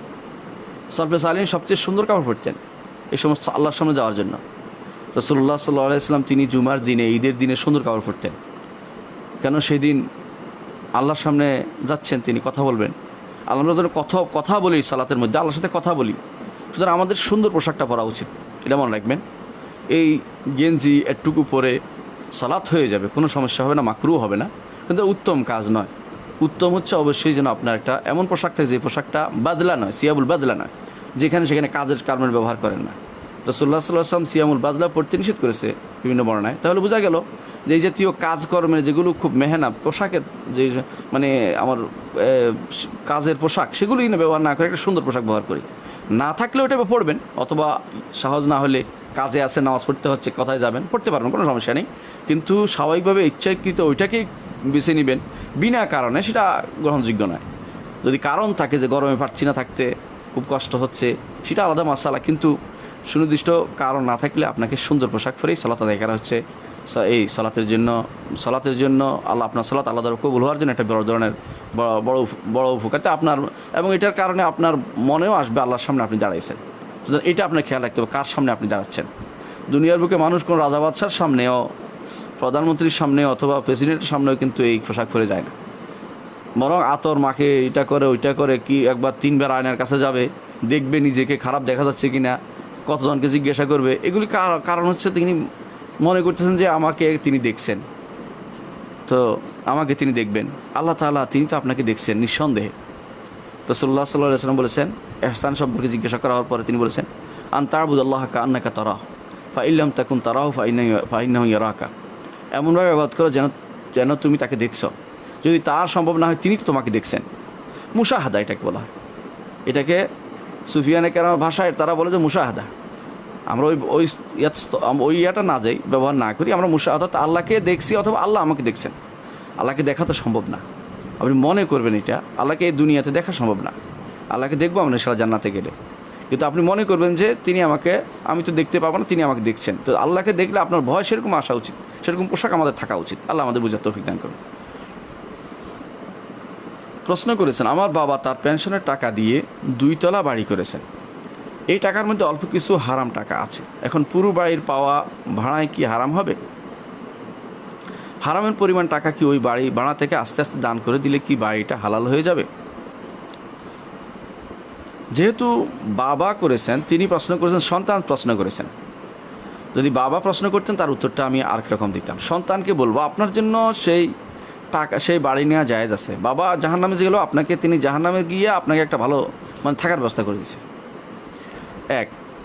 হারাম যদি কোনো তওবা করে না গিয়ে থাকেন, এটা হলো হুকুম জাহান্নামে যাওয়ার। কিন্তু তওবা করে গেলে আল্লাহ তাআলা সবই মাফ করবেন। একজন মানুষ ভুল করেছে, আল্লাহ তাআলা তাকে ক্ষমা করে দেবেন, এটাই হচ্ছে নিয়ম। আল্লাহ তাআলা ক্ষমা করবেন মানুষ ভুল করার জন্য, আর আল্লাহ তাআলা ক্ষমা করার জন্য। যতদিন মানুষ ভুল করবে অতদিন আল্লাহ তাআলা ক্ষমা করবেন, তবে 2 সময় ব্যতীত। যখন মৃত্যুর বড় শ্বাস এসে যাবে, নিঃশ্বাস, এবং যখন পশ্চিম দিগন্ত সূর্য উঠবে, তখন আর তওবা কবুল হবে না। এর আগ পর্যন্ত মন ও প্রাণে তওবা করে আল্লাহ কবুল করবেন। আপনি আপনার বাবাকে বলুন মন প্রাণে তওবা করতে। আর এই টাকাটা বাবাকে মুক্ত করতে হলে যতটুকু টাকা হারাম ঢুকেছে অতটুকু তারা টাকা যেভাবে হোক সদকা করে, সবার আশা ব্যতীত বের করে, যেভাবে পারেন। হ্যাঁ, ভিন্ন ভিন্নভাবে আপনি যেভাবে বলছেন যে বের করে বাড়ি ভাড়ার থেকে বের করে, তাও জায়েজ আছে, কোনো সমস্যা নেই। তারপরেও এটা থেকে মুক্ত হন। যতটুকু টাকা ঢুকছে হারাম, ওটুকু বের করে দেন, ওইটুকু রাখেন না। ওইটা আপনার নয়, ওইটা হারাম টাকা। হারাম অর্থ হচ্ছে অন্যের টাকা। এটা যেভাবে হোক আপনার কাছে অন্যায়ভাবে আসছে, আপনার এটার কোনো ব্যবহার করার অনুমতি নেই। এই জন্য আপনার এখন যে অবস্থা আছে, হারাম টাকা আমরা বলবো না বাড়ি ভেঙে ফেলতে, এটা ঠিক নয়, এটা ঠিক নয়। যেটা হয়ে গেছে হয়ে গেছে, কারণ সম্পদ নষ্ট করা ইসলাম বলে না, সম্পদ নষ্ট করতে ইসলাম বলে না। যারা এটা ভুল করে অনেকে বুঝে না, যেটা হয়েছে হয়েছে, এখন আমাকে ঠিক করতে হবে কী করে, এটা চিন্তা আপনার ইসলাম করে। এখন আপনাকে এই টাকা বাড়ি ভাড়া থেকে হোক, এমনি হোক, যেভাবে হোক, যে হারাম টাকা ঢুকছে হারাম টাকা বের করে দেন, আপনার পিতার জন্য সেটা কল্যাণকর হবে। আর যদি আপনার পিতা এটা না শুনে চলে গিয়ে থাকে কবরে, এখন যে তাকেও আপনি চান কিছু করতে না, কিছু তার জন্য কিছু করতে না চান, তাই কষ্ট পাক চান, তাহলে আপনি যদি কোনো আপনার জন্য কিন্তু এটা কিন্তু জায়েজ হয়ে গেছে। মানে একজন হারাম সম্পত্তি হইল ওয়ারিশ সূত্রে যে ব্যক্তি পেয়ে যাবে, তার কিন্তু সেটা হারামের মধ্যে থাকে না। যদি না সে ইচ্ছা করে ওই ব্যক্তিকে তার থেকে ওয়ারিশ হয়েছে তাকে হারাম থেকে মুক্ত করতে চায়, সেটা আলাদা কথা, কিন্তু সেটা আপনি নিতে পারবেন, সেটা আপনি নিতে পারবেন। আশা করি বুঝতে পারছেন যে এখন আপনার কী করতে হবে। প্রশ্ন করেছেন, 4 রাকাত বিশিষ্ট ফরজ নামাজে যদি ইমাম ভুলে 5 রাকাত পড়ে ফেলে, ইমাম ও মুক্তাদি উভয় নামাজের ভেতরে বুঝতে পারেনি, নামাজ শেষে 2-3 মিনিট পরে 2-1 মুক্তাদি বললেন নামাজ বেশি হয়েছে, এখন কি করতে হবে? যেহেতু 4 রাকাত বিশিষ্ট ফরজ হয়ে গেছে, 5 রাকাত পড়ে ফেলছে, নিয়ম হচ্ছে আবার তিনি এসে বসবেন, অর্থাৎ আসেই তিনি 2টা সাজদা দিবেন, সাজদা দিবেন, যতক্ষণ পর্যন্ত না অন্য কাজে ব্যস্ত হয়ে পড়েন। যদি অন্য কাজে ব্যস্ত হয়ে পড়েন, সালাতের অবস্থায় নেই, ধরেন তিনি আবার 2 রাকাত পড়ে ফেলছেন, অথবা তিনি অন্য নফল পড়ে ফেলছেন, অথবা তিনি বাইরে হাঁটতে গেছেন, অথবা তিনি বাইরে চলে গেছেন মসজিদের, তখন এই অবস্থা হচ্ছে, তখন আর কিছু করা যাবে না, তখন আবার পড়তে হবে। আর যদি তিনি মসজিদের ভিতরে থাকেন, নামাজের পর পরে বলছে কেউ, অথবা তিনি এই অবস্থায় আছেন, ঘুরে বসছেন, এমন সময় বলছে, সঙ্গে সঙ্গে তিনি কেবলার দিকে ফিরে যাবেন। অথবা মসজিদে আসে, এখনও মসজিদ থেকে বের হয়ে যান না, কোনো অন্য কাজে ব্যস্ত হয়ে না, কোরআন তেলাওয়াত শুরু করেন নাই, তিনি সঙ্গে সঙ্গে, অর্থাৎ মানুষ এখনও চলে যায় নাই, তাহলে আপনি তাদের নিয়ে আবার সালাত আপনি যাবেন, তাই 2টা সাজদা দিবেন, 2টা সাজদা দিয়ে এখন আপনি সালাম ফিরিয়ে ফেলবেন। 2টা সাজদা দিবেন কেন জানেন? যে ভুলটা বাড়তি হয়েছে 1 রাকাত, সেটা আপনাকে এই 2 সাজদায় কভার করবে। আপনি যারা বলে যে উঠে তিনি আরেক রাকাত পড়বেন, 6 রাকাত মিলাবেন, এটা আসলে বিশুদ্ধতম পদ্ধতি আমি মনে করি না। এটা একটা মত আছে, কিন্তু বিশুদ্ধ পদ্ধতি না। বিশুদ্ধ পদ্ধতি হচ্ছে তিনি এখন যেটা করবেন, তিনি এখন সাজদা দিবেন, আর 1 সাজদার কারণে তার অনেক ভুল কেটে যাবে, অনেক ভুল কেটে যাবে। একজন মানুষের যদি 2-3টা ভুলও হয়, একটা সাজদা কিন্তু সমস্ত ভুলকে কাটিয়ে দেয়। সুতরাং আপনাকে 2টা-3টা সাজদা লাগবে না। আর সাজদার পরে সালাম দিবে কিনা, এটা একটা মাসালা, মতভেদপূর্ণ মাসালা। বিশুদ্ধ মতে যে যেহেতু একবার সালাম তিনি দিয়েছেন, তিনি আর দেওয়া লাগবে না। কোনো কোনো বর্ণনা দেখা যায় তিনি সালাম দিয়েছেন, কিন্তু তাশাহুদটা আসলেই নেই, এরপর একটা তাশাহুদ অতিরিক্ত, এটা নাই। এটা কোনো দলিল দ্বারা প্রমাণিত হয়নি, বিশুদ্ধ দলিল দ্বারা। দুর্বল দলিল আছে অনেকখানি, কিন্তু এটা গ্রহণযোগ্য না। তাহলে আরেকটা সালাম দিলেও দিতে পারেন, আরেকটা সালাম না দিলেও কোনো সমস্যা তার নাই, অন্তত 2টা সাজদা দিলেই তার হয়ে যাবে। সাজদা হিসেবে 2টা সাজদা দিবেন, একবার উঠে সাজদা দিয়ে উঠে বসবেন, আবার আরেকটা দিবেন, এরপর উঠে আর কোনো কাজ নেই, চলে যাবেন। এটা হচ্ছে নিয়ম, আশা করি বুঝতে পারছেন। প্রশ্ন করেছেন, আত্মীয়তার সম্পর্ক ছিন্ন একটু বিস্তারিত বলবেন? আত্মীয়তার সম্পর্ক হচ্ছে রাহেম, সিলাতুল আরহাম বলা হয়, আত্মীয়তা সম্পর্ক রাখা, সিলাতুল আরহাম। রাসূলুল্লাহ সাল্লাল্লাহু আলাইহি সাল্লাম আত্মীয়তার সম্পর্ক রাখার পরে খুব গুরুত্ব দিয়েছেন। কোরআন হাদিসে প্রচুর আসছে। আল্লাহ তাআলা কোরআনে কারিমে বারবার বলেছেন, দাউল কুরবা, দাউল কুরবা, দাউল কুরবা। দাউল কুরবা অর্থে আত্মীয় স্বজন, নিকট আত্মীয় যাদেরকে বলা হয়। তো এই আত্মীয় স্বজনের খোঁজ খবর রাখতে হবে। আত্মীয় স্বজন কারা? বাপের দিকে যারা, তারা সব; মায়ের দিকে যারা, তারা সব; আপনার 2 হাত যেদিকে, অর্থাৎ ভাইয়ের দিকে যারা, তারা; আপনার আবার নিজের সরাসরি যারা, সেটা হচ্ছে আপনার উপরে নিচে, সেটা সন্তানরা হতে পারে, উপর দিকে হতে পারে বাবারা, এগুলো সবই কিন্তু আপনার আত্মীয়। তাদের মধ্যে যারা ওয়ারিস যারা, তারা তো বেশি হকদার, যদি কোনো না হয় তাহলে গুনাহ হবে। রাসূলুল্লাহ সাল্লাল্লাহু আলাইহি ওয়াসাল্লাম বলেছেন, কাফা বিল মারই ইসমান আন ইউদাইয়া মান ইয়াকুত। যে ব্যক্তি যার ভরণ পোষণ চালানোর দায়িত্ব তার উপর আছে, সে যদি কোনো ভরণ পোষণ না চালায়, তা গুনার জন্য এটাই যথেষ্ট। রাসূলুল্লাহ সাল্লাল্লাহু আলাইহি ওয়াসাল্লাম কথা, সেটা দিতে হবে আপনাকে। এর বাইরে যেমন আপনাকে উপরের নিচ দেখতেই হবে, উপরের নিচ বুঝছেন কিনা, আপনার বাবা, দাদা, নানা, বাবা, দাদা, এগুলি আপনাকে দেখতেই হবে। এমন দাদা, মা, দাদি, এগুলিকে আপনি দেখতেই হবে। এগুলি কোনো সদকা দেওয়া বা কিছু দিতে আপনার দেখা দায়িত্ব, আপনাকে এদের জন্য খরচ করতেই হবে। এটা সালাতুল রহমের চেয়ে বেশি গুরুত্বপূর্ণ আরাম, এটা আরও আগের, অর্থাৎ এগুলি হচ্ছে সালাতুল রহমের চেয়েও বেশি দরকারি বিষয়। এরপরে যেটা সালাতুল রহমের মধ্যে আছে বেশি নিচের দিকে, আপনার ছেলে মেয়ে, ছেলে মেয়ের সন্তানরা, এরা সবাই কিন্তু আপনার সিলাতুল আরহাম অন্তর্ভুক্ত, অর্থাৎ আরও উপরে, সিলাতুল আরহামের চেয়ে উপরে, অর্থাৎ সাধারণ সিলাতুল রাহমিনা, সাধারণ আত্মীয়তা না, এরা হলো কঠিন আত্মীয়, এদেরকে আপনি দেখতেই হবে। আর হচ্ছে আপনার যারা আসাবা বলা হয় ফরায়েজের ভাষায়, এরাও আপনার সবচেয়ে বেশি নিকট আত্মীয়, এদেরকে দেখবেন আপনার সাধ্য অনুসারে, কেমন আপনার সাধ্য অনুসারে, আপনার ভাইকে সাধ্য অনুসারে দেখবেন, আপনার বোনকে সাধ্য অনুসারে দেখবেন, দেখতে হবে এটা। যদি তারা আপনার ছোট হয় তাহলে দেখতেই হবে, আপনার বাড়িতে থাকলে তাদেরকে দেখাশোনা করা আপনার দায়িত্ব। তাদেরকে সদকা দিয়ে আপনি জাকাত দিয়ে উঠাতে পারবেন না, তাদেরকে দেখা আপনার দায়িত্বের ভিতরে পড়বে। অনেক সময় দেখা যায় অনেকে বলে যে আমার নানি, তাকে কি জাকাত দিতে পারবে, নানিকে জাকাত দিতে পারবেন, নানিকে আপনি দেখতে হবে, আপনার যে টাকা আছে ওই টাকা দিয়ে খরচ করে নানিকে পরিচালনা করতে, শরীয়তের বিধান এটা, তাকে দেখতে হবে আপনাকে। দাদিকেও তাই, দাদাকেও তাই, আপনাকে দেখা, এটা তো আপনার দায়িত্ব, তার জন্য খরচ করা আপনার দায়িত্ব, এটা আপনাকে মনে করতে হবে।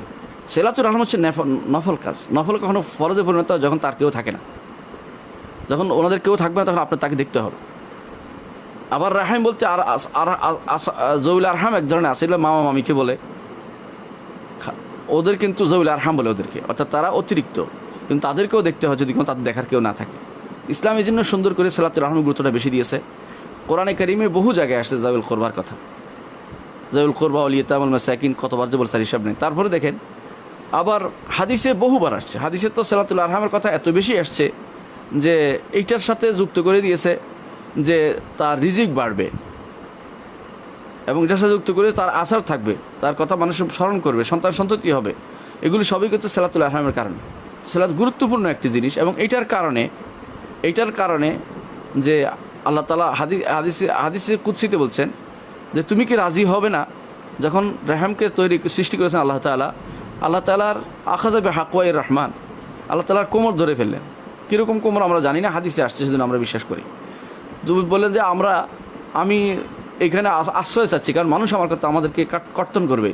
বলছে তুমি কি খুশি হও না যে ব্যক্তি তোমাকে কর্তন করবে আমি তার সাথে সম্পর্ক কর্তন করব, আর যেই ব্যক্তি তোমার সাথে সম্পর্ক রাখবে তাহলে আমি তার সাথে সম্পর্ক রাখবো। খুশি হয়ে গেছে, এটা হলো রাহমের খুশি করেছে আল্লাহ তাআলা তাকে বলে। সুতরাং তার মাধ্যমে আমরা কিন্তু আল্লাহর সাথে সম্পর্কটা ঝালাই করে নিতে পারি। আরেকটি জিনিস হচ্ছে, অনেক সময় দেখা যায় যে ব্যক্তি আপনার সাথে কাউন্টার সেলা রাহমি করতে মানুষ পছন্দ করে, যে ব্যক্তি আপনার সাথে সেলা রাহমি করে তার সাথে আপনি সেলা রাহমি করেন, অর্থাৎ যে ব্যক্তি আপনার খোঁজখবর না আপনি তার খোঁজখবর নেন, যে নেয় না তার খোঁজখবর নেয় না, এটা কিন্তু সেলা রাহমি না। রাসূলুল্লাহ সাল্লাল্লাহু আলাইহি ওয়াসাল্লাম বলেছেন সিল মান কাতাআকা, যেই ব্যক্তি তোমার সাথে সম্পর্ক কাট অফ করেছে তার সাথে সম্পর্ক জুড়ে দাও। ওয়ারফা আম্মান যালামাকা, যে তোমার জুলুম করেছে তাকে ক্ষমা করে দাও। রাসূলুল্লাহ সাল্লাল্লাহু আলাইহি ওয়াসাল্লাম আদর্শকে আমরা গ্রহণ করি, সেটা হচ্ছে যে সমস্ত আত্মীয় আমাদের খোঁজখবর নিচ্ছেন, আমাদের উচিত অন্তত আর কিছু না হোক, বর্তমানে সেলা রাহমি করা অত্যন্ত সহজ। কেমন সহজ হচ্ছে এরকম, একটা টেলিফোন করলে হয়, কিন্তু তারা খুশি হয় যে আমার ভাই ফোন করেছে। একটা বোন কিন্তু খুব খুশি হয়, বোন তাকিয়ে থাকে চাতক পাখির মতো যে আমার ভাই আমার জন্য একটা ফোন করবে, কথা বলবে আমার সাথে। তারা অসহায় স্বামীর বাড়িতে, এটা বুঝতে হয়। এই জন্য কখনও বোনরা এত বেশি ভালোবাসে ভাইদেরকে, এটা আর কেউ এত ভালোবাসে না। এটা যে ব্যক্তি বোনদের মন বুঝতে পারে তারা বুঝতে পারে, এরা কিন্তু সত্যি ভাইদের ভালোবাসে, তাদের কল্যাণ চায়, এটা স্বাভাবিক নিয়ম। হ্যাঁ, 2-4 উল্টাপাল্টা থাকতেই পারে, কিন্তু বেশিরভাগই কিন্তু এটা চায়। বিশেষ করে যারা পয়সাওয়ালা হয় তারা একটু বেশি দুর্বিনীত হয়ে যায়, পয়সা না থাকলে তারা কিন্তু ভাইয়ের প্রতি বেশি টান থাকে, যে নিজের অভাব বুঝে ভাইয়ের অভাব বুঝে ভাইয়ের কী সমস্যা হতে পারে। সুতরাং এই জন্য সেলা রাহমির গুরুত্ব অনেক বেশি ইসলামে। এর মাধ্যমেই আমি জান্নাত লাভ করতে পারবো। রাসূলুল্লাহ সাল্লাল্লাহু আলাইহি ওয়াসাল্লাম বলেছেন, যখন তিনি মদিনায় প্রথম আসছেন তখন তাকে দেখতে আসছিলেন সাহাবী আব্দুল্লাহ ইবনে সালাম অথবা সালমান ফারসি রাদিয়াল্লাহু আনহু একজন। তিনি বলেন তার কাছ থেকে প্রথম যে কালেমা আমি শুনেছি তা হচ্ছে যে তিনি বলছেন যে রাসূলুল্লাহ সাল্লাল্লাহু আলাইহি ওয়াসাল্লাম বলেছেন সিলুল আরহাম, অর্থাৎ তোমরা সেলা রাহমি করো, আত্মীয়তার সম্পর্ক তিনি বজায় রাখো। এবং তারপর বলেছেন ওয়া সল্লু ওয়ান নাসু নিয়াম, ঘুমাও, মানুষ যখন ঘুমায় তখন তুমি সালাত আদায় করো, অর্থাৎ তাহাজ্জুদ পড়ার কথা বলেছেন।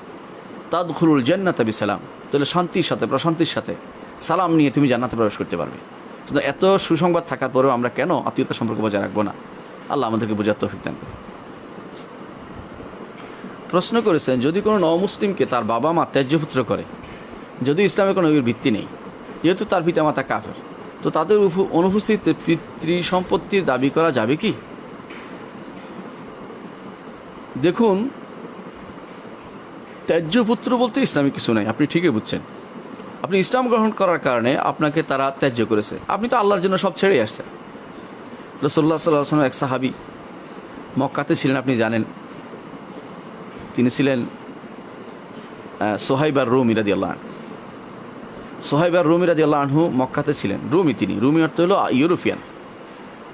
তিনি মক্কাতে বসবাস করেছিলেন, সেখানে বিয়ে করেছেন, সেখানে থাকতেন তিনি। ইসলাম পূর্ব যুগের কথা বলছি। তো তিনি সম্পদশালী হয়ে গেলেন, কিন্তু ইসলাম গ্রহণ করার কারণে সম্পদগুলি তারা কেড়ে নিয়ে গেল, বউটাকে রেখে দিল, সন্তান রেখে দিল। এমনকি যখন তিনি রওনা হলেন হিজরত করতে, বলে যে না, কাপড় নিয়ে যেতে পারবে না, কাপড়টা পর্যন্ত খুলে রেখে দিলেন। একজন থেকে হাওলাত করে শুধুমাত্র তার লজ্জা ঢাকার কাজটা তিনি সারলেন, রসুলের কাছে চলে আসলেন। এমন ব্যক্তি ছিলেন তিনি, তার সকালে কাপড় বিকেলে পড়তেন, এরকম ব্যক্তি ছিলেন তিনি। এত ধনী মানুষ ছিলেন মক্কাতে। তো ইসলামের জন্য সব ত্যাগ করেছেন তিনি, পিছনে তাকান নাই। রাসূলুল্লাহ সাল্লাল্লাহু আলাইহি ওয়াসাল্লাম একটি কথা বলেছেন, রাবাহা সোহাইব লাভবান হয়েছে। কারা ওরা? মিনাল মুমিনিনা রিজালুন সাদাকু মা আহাদুল্লাহ আলাইহি ফামিনহুম মান কাদা নাহবাহু ওয়া মিনহুম মান ইয়ানতাজিরু মা বাদদালু তাবদীলা। সাহাবায়ে কেরামের কথা হলো, এটা হচ্ছে সোহাইব এদের জন্য, যারা উহুদের যুদ্ধে উনি শহীদ হয়ে গিয়েছিলেন। তার কাপড় টেনে দিতে পারে নাই, কাপড় দিতে গেছে, মাথার দিকে দিলে পায়ের দিক খালি হয়ে যায়, শেষে মাথার দিক দিয়ে পূর্ণ করে দিয়েছেন। কাফনের কাপড় এরকম পাওয়া যায়নি, পায়ের দিকের ঘাস দিয়ে পূর্ণ করে দিলেন, অথচ তার কোনো ছিল না। এই জাতীয় মুসাইব ইবনে উমার রাদিয়াল্লাহু আনহু এরকম ঘটনা ঘটছে। তো এরকম যাদের ছিল, এদের অনেকেই যারা পরবর্তীতে বহুত দিনের জন্য সব কিছু ত্যাগ করেছেন। যারা ইসলামের জন্য সব কিছু ত্যাগ করে, তারা কিন্তু বিরাট ত্যাগ করে, এবং এইটাই বিরাট ত্যাগটা ইসলাম চায়। কতটুকু আপনি ত্যাগ করবেন, এই ত্যাগটাই কিন্তু ইসলাম চায়। এটা এখন বিরাট জিনিস। এই জন্য আপনি এখন পিতা মাতার সম্পদ দিকে তাকাবেন না।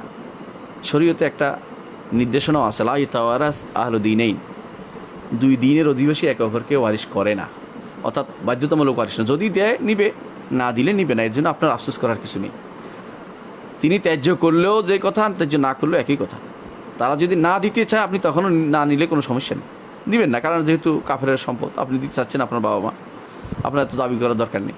আর দেয় নিবেন এই জন্য, কারণ এটা আসলে সত্যি সত্যি নিষেধ করা হয়নি। ওটা যেখানে বলা হয়েছে যে দুই দিনের মধ্যে একে অপর ওয়ারিশ না, এটা আসলে কাফের এবং কাফের যারা যোদ্ধা, অর্থাৎ তারা আপনার বিরুদ্ধে যুদ্ধে নামছে যারা, তাদের ওয়ারিশ হয় না। কিন্তু সাধারণভাবে একই দেশে ইসলাম গ্রহণ করলে ওয়ারিশ হবে, নিয়ম হচ্ছে ওয়ারিশ হয়ে যাবে, কোনো সমস্যা হবে না। আমাদের ইউরোপে কেউ যদি কোনো ইসলাম গ্রহণ করে, ইউরোপ আমেরিকাতে অথবা কোনো কাফের দেশে, ভারতে অথবা বিভিন্ন জায়গায়, এবং বাবা মা তাকে সম্পদ দিলে নিতে পারবে, নাজায়েজ হবে না, এটা কোনো সমস্যা নেই এটাতে।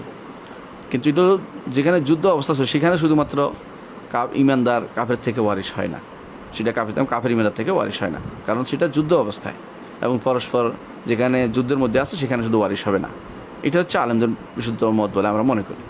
তাহলে আপনি যদি কোনো না দেয়, আপনি নেবেন না, আর যদি দেয় নেবেন। আপনি দাবি করলেও নিষেধ হবে না, কিন্তু দাবি করে যদি না দেয়, আপনার আফসোসের কোনো কারণ নেই, কারণ আপনি যে বড় জিনিস পেয়েছেন, তারা সেটা পায় নাই। আখিরাতের মুক্তির সনদ পাবেন যদি আপনি ইমানের উপর থাকেন, আর তারা মুক্তির কোনো সনদ পাবেন না ইমান না আনলে। আপনি গুনাহ হলেও কষ্ট পাবেন, কিন্তু একটা মুক্তি আপনার জন্য একটা সনদ রয়ে গেছে, হচ্ছে আপনি ইসলাম গ্রহণ করেছেন। আপনার জন্য আল্লাহ তাআলা জান্নাতের ব্যবস্থা করবেন। বিভিন্ন কারণে হয়তো জান্নাত হয়তো আপনি অনেকের আগেই জান্নাতে চলে যেতে পারবেন। অনেক ইমানদার আগে থেকে ইমানদার, জন্মসূত্রে ইমানদার থেকে মুসলিমরা আগে জান্নাতে চলে যাবে, কারণ তাদের গুনাহ খাতার রাস্তা একবারে বন্ধ হয়ে গেছে। তারা দুনিয়ার সব কিছু ছেড়ে আসছে, হিজরত করেছে। এই হিজরত হচ্ছে মিন গায়রিল্লাহ ইলাল্লাহ, মিন গায়রি রাসূলিল্লাহ সাল্লাল্লাহু আলাইহি ওয়াসাল্লাম। এটা না হচ্ছে তার হিজরতাইন, যিনি হিজরত করেছে। ফামান কানাত হিজরাতু ইলাল্লাহি ওয়া রাসূলি, যার হিজরত হবে আল্লাহ এবং তার রাসূলের দিকে। ফা হিজরাতু ইলা মা হাজারা ইলাইহি, তার হিজরত ওইটাই গ্রহণযোগ্যের জন্য সে হিজরত করেছে। দুনিয়ার জন্য, স্ত্রীর জন্য, সম্পদের জন্য হিজরত করে নাই, হিজরত করেছে আল্লাহ এবং তার রাসূলের জন্য। এটাই রাসূলুল্লাহ সাল্লাল্লাহু আলাইহি ওয়াসাল্লামের উদ্দেশ্য ছিল যখন তিনি বলেছেন ফামান কানাত হিজরাতু ইলাল্লাহি ওয়া রাসূলিহি ফা হিজরাতু ইলাল্লাহি ওয়া রাসূলি। আবার বলেছেন আল্লাহ এবং তার রাসূলের জন্য হিজরত করেছেন। এই জন্য ইমাম ইবনে কাইয়িম রাহমাতুল্লাহ একটা গ্রন্থই লিখেছেন, তরিকুল হিজরাতাইন ওয়া বাবুস সাআদাতাইন। হিজরাতাইন, দুই হিজরতের পথ কীভাবে হবে, আল্লাহ এবং তার রাসূল দিয়ে কীভাবে মানুষ ফিরে আসবে। কীভাবে আল্লাহর আনুগত্য করার জন্য সব কিছু ছেড়ে দিবে, রাসূল আনুগত্য সব কিছু ছেড়ে দিবে রাসূলের আনুগত্যের জন্য, এটা শিক্ষা দেওয়া হয়েছে। তাই আপনি আফসোস করার কিছু নেই, সেটা পাইলে আলহামদুলিল্লাহ, না পাইলেও আলহামদুলিল্লাহ, কোনো সমস্যা নেই। প্রশ্ন করেছেন সম্মানিত শেখ, আশা করি আল্লাহর রহমতে ভালো আছেন। আলহামদুলিল্লাহ, আলহামদুলিল্লাহ ভালো আছেন। আমার প্রশ্ন, সরকারি সঞ্চয়পত্র, পোস্ট অফিসের কিছু ফান্ড কেনা কি জায়েজ হবে? ওদের ভাষ্য মতে মুনাফা, এই টাকা কি হালাল হবে? দেখুন, আমরা সাধারণ নিয়ম বলি, একটা দুইটাকে বলি না। পোস্ট অফিস নয়, ব্যাংক নয়, সব কথা এটা, যেখানে সুদ আছে সেটাই হারাম, এবং এগুলি সবই সুদের উপর চলে। এগুলো কোনো ইসলামিক পদ্ধতিতে না। ইসলামিক পদ্ধতি হচ্ছে মুদারাবা আছে, মুশারাকা আছে। এগুলো যদি থাকে, যেখানে প্রফিট এবং লস শেয়ারিং আছে, যেখানে রিস্ক আছে, আপনার সম্পদের আপনারও খাটতে হবে, যেখানে আপনি একজনকে বিপদে ফেলে দিয়ে নিজে এরপর হেরে মাইরে মেরে টাকা নেবেন, এরকম না, দুইজনের সমান বিপদের অংশীদার হবেন। ইসলামের জন্য আন্তরিকতার সাথে এটা গ্রহণ করে নিয়েছে। এটা হোক, এটা ফিরে আসুক তারা সবাই। পোস্ট অফিসের জন্য এই পদ্ধতিতে দেওয়া হয়, তাহলে কোনো সমস্যা নেই, আপনি নিতে পারবেন। কি এই পদ্ধতি দেওয়া হয় না, এরা ফিক্সড করে দিচ্ছে 10%, 8%, 7% বা 5% আপনাকে সুদ দিবে। কী জন্য দিবে? এটা জায়েজ নাই, এটা জায়েজ হবে না। আপনি এটা করতে পারেন সর্বোচ্চ, এখন যেগুলো আছে মানে প্রাইস বন্ড কিনতে পারেন, চাইলে ফেরত দিলে টাকা দিয়ে দিবে। আবার এখানে সুদের কিছু আসছে না, সরকারও লাভবান হলে আপনার টাকাটা থেকে গেল, টাকাটা চুরি হবে না, ঘরে থাকলে চুরি হবে। সরকারের টাকা রাখলে কখন কি ব্যাংক আবার লাপাট্টা হয়ে যায়, এটা তো বেশি কাছের সরকারের। আপনার একটা প্রাইজ বন্ড কিনতে পারেন, টাকাটা সরকার দিতে বাধ্য। এটার মধ্যে কোনো লাভ কোনোদিন পেয়েও যান, কোনো একটা পুরস্কার, এটা নিতেও হারাম হবে না, জায়েজ হবে এটা। কারণ এটা তো আপনার নির্ধারিত কোনো জিনিস নয়, পাইলে অতিরিক্ত। আন্তা ইমা গুনমুন গানেম আউ সালেম, ইমা গানেম আউ সালেম। আমাদের শেখ মোহাম্মদ সালেহ সাইমিন বলতেন যে হয় তুমি লাভবান হয়েছো, নয় তুমি নিরাপদ রয়েছো, কিন্তু তোমার ক্ষতি হচ্ছে না, কেউ কারো ক্ষতি করতেছো না তুমি। এখানে একটা ফান্ড ঘোষণা করছে সরকার, যারা রাখবে তার উপকার করবে, মাঝে মধ্যে একটা প্রণোদনা দেয়া সরকার পক্ষ থেকে। এই জাতীয় প্রণোদনা, অনির্ধারিত প্রণোদনা, অনির্ধারিত বলতে এটাই বুঝাচ্ছি যে এত টাকা হারে এত টাকা সুদ খাটলে তারপর দিব, এটা জায়েজ নেই। কিন্তু আপনি রাখলেই অথবা বিদেশ থেকে টাকা পাঠাইলেই সরকার দিবে যে প্রণোদনা, এটা নেওয়া জায়েজ। অনেক সময় বিদেশ থেকে টাকা পাঠায়, বলে যে যদি কোনো কেউ 1 লাখ টাকা পাঠালে 2000 টাকা যোগ হবে বলে, সরকার যদি দেয় সেটা নেওয়া যাবে, কোনো সমস্যা নেই এটাতে, এটা সুদের কিছু না। কারণ এটা চাচ্ছে সরকার যে হারাকাতুল ইকতিসাদ, ব্যবসাটাকে একটু চাঙ্গা করতে। এর মধ্যে সরকারের লাভ আছে, জনগণের লাভ আছে, এর মধ্যে কারো ক্ষতি কারো নাই। কারণ জনগণের টাকা দিয়ে সরকার চলছে, জনগণ টাকাকে তারা চালু রাখতে চাচ্ছে। ব্যাংক ব্যবস্থাপনা বিভিন্ন জিনিসগুলো চালু রাখতে না পারলে দেশটা স্থবির হয়ে যাবে, এবং এটার কারণে এটা সুদের সাথে জড়িত না, নিতে পারবে। সুতরাং কিন্তু যদি এই অবস্থা যেটা আছে, নির্ধারিত হারে যেটা দেওয়া, মুনাফা বললেই এটা হালাল হয়ে যাবে এরকম না, মুনাফা বললেই হালাল হয়ে যাবে এরকম না। রাসূলুল্লাহ সাল্লাল্লাহু আলাইহি ওয়াসাল্লাম বলেছেন, কিয়ামতের আগে একটা সময় আসবে, মানুষ মদকে ভিন্ন নামে রাখবে, জিনাকে ভিন্ন নাম রাখবে। এখন জিনার নাম কত রকমের বেড়ে গেছে আপনি জানেন তো, আপনারা, আমি জানি, আমরা জানি, সবাই জানি। জিনা ব্যভিচার এখন হয়ে গেছে তথাকথিত হ্যাশ টু মি টু, আজে বাজে কথাবার্তা, এগুলি জিনা ব্যভিচার। এবং তথাকথিত সমকামিতা এখন তাদের কাছে এখন প্রিয় হয়ে গেছে। এখন এগুলি সুন্দর নাম দিচ্ছে না, আউযুবিল্লাহ। এগুলি সবই হচ্ছে নিকৃষ্টতম হারাম কাজ। রাসূলুল্লাহ সাল্লাল্লাহু যেটা বলেছেন, আল হেরা ওয়াল হারির। আরেকটা জিনিস তিনি বলেছেন যে গান বাদ্যকে তারা হালাল করবে। এখন তো এটা কিছুই না, এখন গাছও হয়ে গেছে গান বাদ্য। আচ্ছা, গান বাদ্য কিন্তু হারাম, জায়েজ নেই। তাহলে এগুলি কিয়ামতের আগের কিছু আলামত যেটা এখন চালু হচ্ছে, এগুলি অবস্থা। এখন সুদেরও আরেকটা নাম হয়েছে, এখন এটা পার্থক্য নেই। এজন্য এর থেকে আমাদের বেশি থাকতে হবে। মা যদি বউকে মারতে বলে, ছেলে যদি না মারে, তাহলে কি ছেলে গুনাহগার হবে? মা বউকে মারতে বললেই ছেলে মারতে পারবে না, কারণ বউরও আল্লাহ আছে, আপনারও আল্লাহ আছে, সমান সমান। মা যদি বলে বউকে মারতে, আপনার উচিত হবে নিজেকে মারা, যে মা আমাকে 2টা বাড়ি দেন। মা বউকে কেন মারবো, কারণ বুঝতে হবে। শরীয়ত কিন্তু কখনো বউ মারতে বলেনি। শরীয়ত বউ মারতে বলেছে আল্লাহর সীমারেখা লঙ্ঘন হলে, অথবা আপনার সাথে বেয়াদবি করলে সীমিত আকারের কি, যেটা সে সামান্য অপমান বোধ করে, কিন্তু এটা সে ব্যথা পায় না, কঠিন আক্রমণ না, তাকে লাঠি সোটা দিয়ে পিটাতে বলে না। কখনো বউকে কোনো লাঠি দিয়ে মারতে শরীয়ত অনুমতি করে না। সর্বোচ্চ আমাদের আলেমরা বলেছেন যেটা, সেটা হচ্ছে মেসোয়াক দিয়ে, মেসোয়াক তো চিনেন, মেসোয়াক দিয়ে টোকা দেয়া। মেসোয়াকে টোকায় কিছুই হয় না, তো তার মধ্যে একটা অপরাধ বোধ জাগবে যে আমাকে তো কিন্তু আক্রমণ করছিল, আমি কেন এই কাজটা করে আর করবে না, এরকম। তাও সর্বশেষ ওষুধ হিসাবে, আগে নয়। একবার যদি আপনার হাত চলে, এই বউ আর সোজা হয় না। সুতরাং কোনোদিন হাত চালাবেন না বউর উপর, এটা খুব খারাপ জিনিস। সবসময় চেষ্টা করবেন ভালোবেসে তাদেরকে টেনে নিতে। রাসূলুল্লাহ সাল্লাল্লাহু আলাইহি ওয়াসাল্লাম বলেছেন যে মহিলারা বাঁকা হাড়ের তৈরি। বাঁকা হাড়ের তৈরি সব মহিলা নয়, একজন, যিনি হচ্ছেন হাওয়া। তাকে আদম আলাইহিসসালাতু ওয়াসসালামের হাড়গুলি থেকে একটা হাড়ের অংশ নিয়ে আল্লাহ তাআলা বানিয়েছেন। আমাদের এখন যেটাকে বলা হয় কোলনের মতো, আল্লাহ এটা বানিয়ে নিয়েছেন। এখন রসুল বলেছেন যে, রাসূলুল্লাহ সাল্লাল্লাহু আলাইহি ওয়াসাল্লাম বলেছেন, তারা এই বাঁকা নিয়ে যদি জীবনযাপন করতে পারো কোনো সমস্যা নেই, কিন্তু বাঁকা যদি তুমি সোজা করতে চাও তাহলে কী হবে জানেন? বাঁকা হাড় সোজা হয় না, ভেঙে যায়। রসুল বলেছেন যদি সোজা করতে চাও ভেঙে যাবে। এই জন্য ভাঙ্গা যদি আপনি যদি কেউ ভাঙবে শুধু, তাহলে আপনি বউ মারতে পারেন, কিন্তু ইসলাম এটা কখনো শিখিয়ে দেননি। বরং রাসূলুল্লাহ সাল্লাল্লাহু আলাইহি ওয়াসাল্লামের দরবারে একবার যখন আসলো, বউরা এসে সকালবেলা অভিযোগ জানালো যে স্বামীরা মারে। রাসূলুল্লাহ মিম্বরে দাঁড়িয়ে বললেন, কিছু মানুষের কি হইল, তারা তাদের স্ত্রীর দিকে ফিটায়, আবার তাদের সাথে থাকেও। লজ্জা দিলেন রাসূলুল্লাহ সাল্লাল্লাহু আলাইহি ওয়াসাল্লাম তাদেরকে, এবং তা বললেন যে কিছু আলে মোহাম্মদের উপর আজকে অনেক মানুষ, মেয়েরা আসছে, তারা ভালো মানুষ না যারা তাদের বউকে মারে। তো আপনি বউ মারবেন না, মায়ের কথা শুনে মাকে বলবেন যে মা আর কিছু বলো। যদি একবারেই পছন্দ না হয়, আপনারও পছন্দ না হয়, আপনার মায়েরও পছন্দ না হয়, এবং সে শরিয়া বিরোধী চলে, তখন তালাক দিবেন, চলে যাক। এক তালাক দিবেন, যদি ভালো হয় সে ধীরে ধীরে শরীয়ত মোতাবেক এক তালাক দুই তালাক দিয়ে ধীরে ধীরে বিদায় করবেন। যেটা নিয়ম মোতাবেক, সরাই নিয়ম আছে এবং আইনেরও ব্যাপার আছে, এগুলো দেখে শুনে তালাক দিয়ে দিবেন। কিন্তু আপনি তাকে হুট করে মাথা গরম করে মারামারি করবেন, এটা কিন্তু শরীয়ত বলে না। মাকে বলবেন যে না, মারার জন্য তো আমাকে অনুমতি দেওয়া হয় নাই বিনা কারণে, এই কারণ থাকলে সেটা আলাদা কথা। কিন্তু বউ মারার জন্য মায়ের কথা শুনে এটা শুনতে হবে না, আপনাকে শুনবেন না এটা। কারণ লা তাআতা লি মাখলুকিন ফি মাসিয়াতিল খালিক, স্রষ্টার অবাধ্য হয়ে সৃষ্টির কারো আনুগত্য করা যাবে না। মায়ের আনুগত্য অন্য সব জায়গায় করবেন যেগুলি শরীয়ত অনুমোদিত, কিন্তু এখানে আরেকজনকে মারার জন্য বললে আপনি মারবেন না, এটা মারার জায়গা নয়, সেটা মারবেন না। আচ্ছা, আরেকটি জিনিস হচ্ছে, মা যদি কোনো মার, এটা মারতে পারবে কিনা, মাও মারতে পারবে না। শরীয়তে বিধান নয় যে শাশুড়ি বউ মারবে অথবা বউ শাশুড়ি মারবে, এটা কিন্তু শরীয়তে বিধান নয়, এটা হারাম। এটা কোনোটাই তিনি করতে পারবেন না। শরীয়তে মারা পর্যন্ত যাওয়ার কথা অনুমতি দেওয়া হয়নি। শরীয়তে বলছে ফাবরাসু হাকাম মিন আহলি হাকাম মিন আহলি, মিল না হলে দূরে দুজন বিচারক নিয়ে আসো, তারা একটা সমাধান করে দিবে। হয় রাখবে না, সোজা হবে না, চলে যাবে, দুটো একটা, ধীরে ধীরে সালিশ বৈঠক বসবে, ঠিক করবে তারা, কিন্তু মারবেন কেন? আরেকটি জিনিস হচ্ছে যদি এরকম বিনা কারণে আপনি দেখতে পান যে মাজলুম হচ্ছে আপনার স্ত্রী, আপনার উচিত হবে আলাদা থাকা। মাকে আপনি দেখাশোনা করা, মায়ের সাথে স্ত্রীর দেখাশোনা জরুরি না। কারণ যেই মা স্ত্রীকে কাছে টানতে পারবেন না, অন্যায়ভাবে কষ্ট দিবে, সেই মা স্ত্রীর সেবা নেওয়ার থেকে মাহরুম হলেন।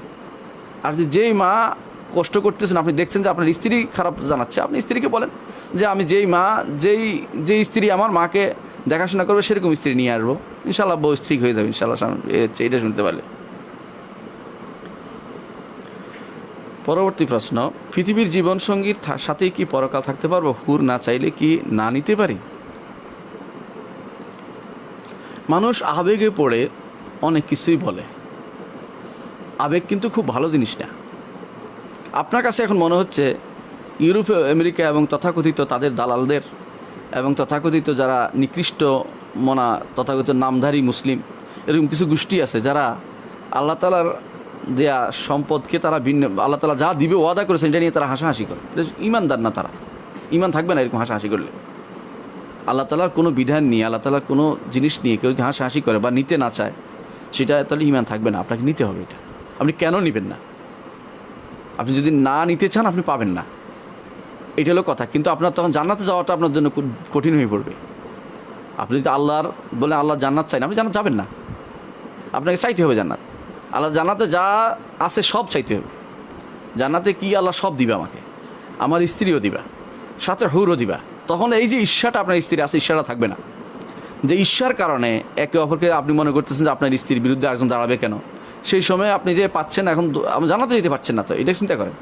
আপনার স্ত্রী যদি জান্নাতি হয় তাহলে সেও চাইবে যে আরও মানুষ আসুক, সেও চাইবে ঘরে যে আমার ঘরে আরও মানুষ থাকুক, আমি একাকী ফিল না করি, লোনলি ফিল না করি, অন্য মানুষ থাকুক আমার কাছে, এটা চাইবে। আমাদের সমস্যা হচ্ছে এটা যে দুনিয়ার উপরে কেয়াস করে আমরা আখিরাতকে নিয়ন্ত্রণ করি। দুনিয়াতে যেভাবে একজন স্ত্রী একজন স্বামীকে আরেকটা বিয়ে করতে দেয় না, মনে করো আখিরাতে তো হুড নিয়ে আমি কী করবো। এটা আপনি যান না আগে জান্নাতে, আপনার কি হবে? আপনার কোনো জিনিস আল্লাহ তাআলা অপূর্ণ রাখবে না। জান্নাতে যে যাবে তার চাওয়া পাওয়া নারীর সব কিছু আল্লাহ দিবে। কীরকম আগে থেকে বলেন না, আগে থেকে বলেন না কেন? আপনি যেটা শরীয়তে নাই এটা চাইলে আপনি কিন্তু জান্নাতে যেতে পারবেন না। আপনি যদি মনে করেন যে যেন হুর না পায় সে, যদি মনে করেন যে যে সে আমি আর দুইজনের কাছে বিয়ে বলবো না নাউজুবিল্লাহ, অথবা এই জাতীয় কথাবার্তা যদি আপনার মাথায় থাকে, তাহলে আপনার এখন ঈমান ঠিক হয় নাই, আপনি জান্নাতে যেতে পারবেন না আল্লাহর। অর্থাৎ আপনার এখন আপনার স্বামীর উচিত চিন্তা ভাবনা করা যে আপনাকে রাখবে কিনা, কারণ ঈমান না থাকলে জান্নাত থাকে না। যার ঈমান আছে আল্লাহ তাআলার বিধিবিধানের উপরে, আল্লাহ তাআলার যা দিবে তারপর সন্তুষ্টির উপরে, আল্লাহ তাআলা প্রত্যেকটি কাজকে সন্তুষ্টি নিতে পারবে, তার ঈমান আছে। যে ব্যক্তি আল্লাহ তাআলার কোনো বিধানকে, আল্লাহ তাআলার কোনো ওয়াদকে, ওয়াঈদকে, আল্লাহ তাআলার কোনো নির্দেশনাকে অবজ্ঞা করবে অথবা এটাকে খারাপ মনে করবে, সে জান্নাত যেতে পারবে না কোনো দিনই, সে কাফের হয়ে গেছে। এই জন্য আপনি কোনোদিন বলবেন না যে হুর না চাইলে আমি নিব না। আপনি কী পাবেন সেই সময়? আপনি বলবেন আপনি জান্নাত আগে যান, আল্লাহ তাআলার কাছে সব চান, সব দিব। এবং আল্লাহ তাআলা এটাও চান আপনার স্ত্রীকে যেন আল্লাহ সন্তুষ্ট করে দেয়। সেদিন আল্লাহ তাআলা আপনার স্ত্রীকেও সন্তুষ্ট করে দিবেন।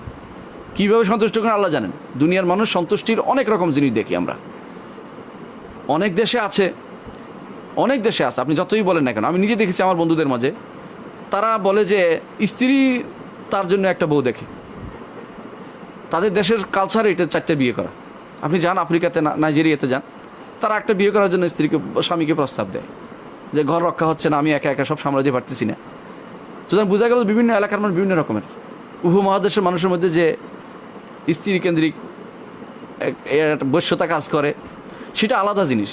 এটা আমরা দোষের দিকেও দেখি না, ভালো কোনোটাই বলতে চাচ্ছি না, কিন্তু এইটাকে আপনি কমন নিয়ম বানিয়ে ফেলেন না।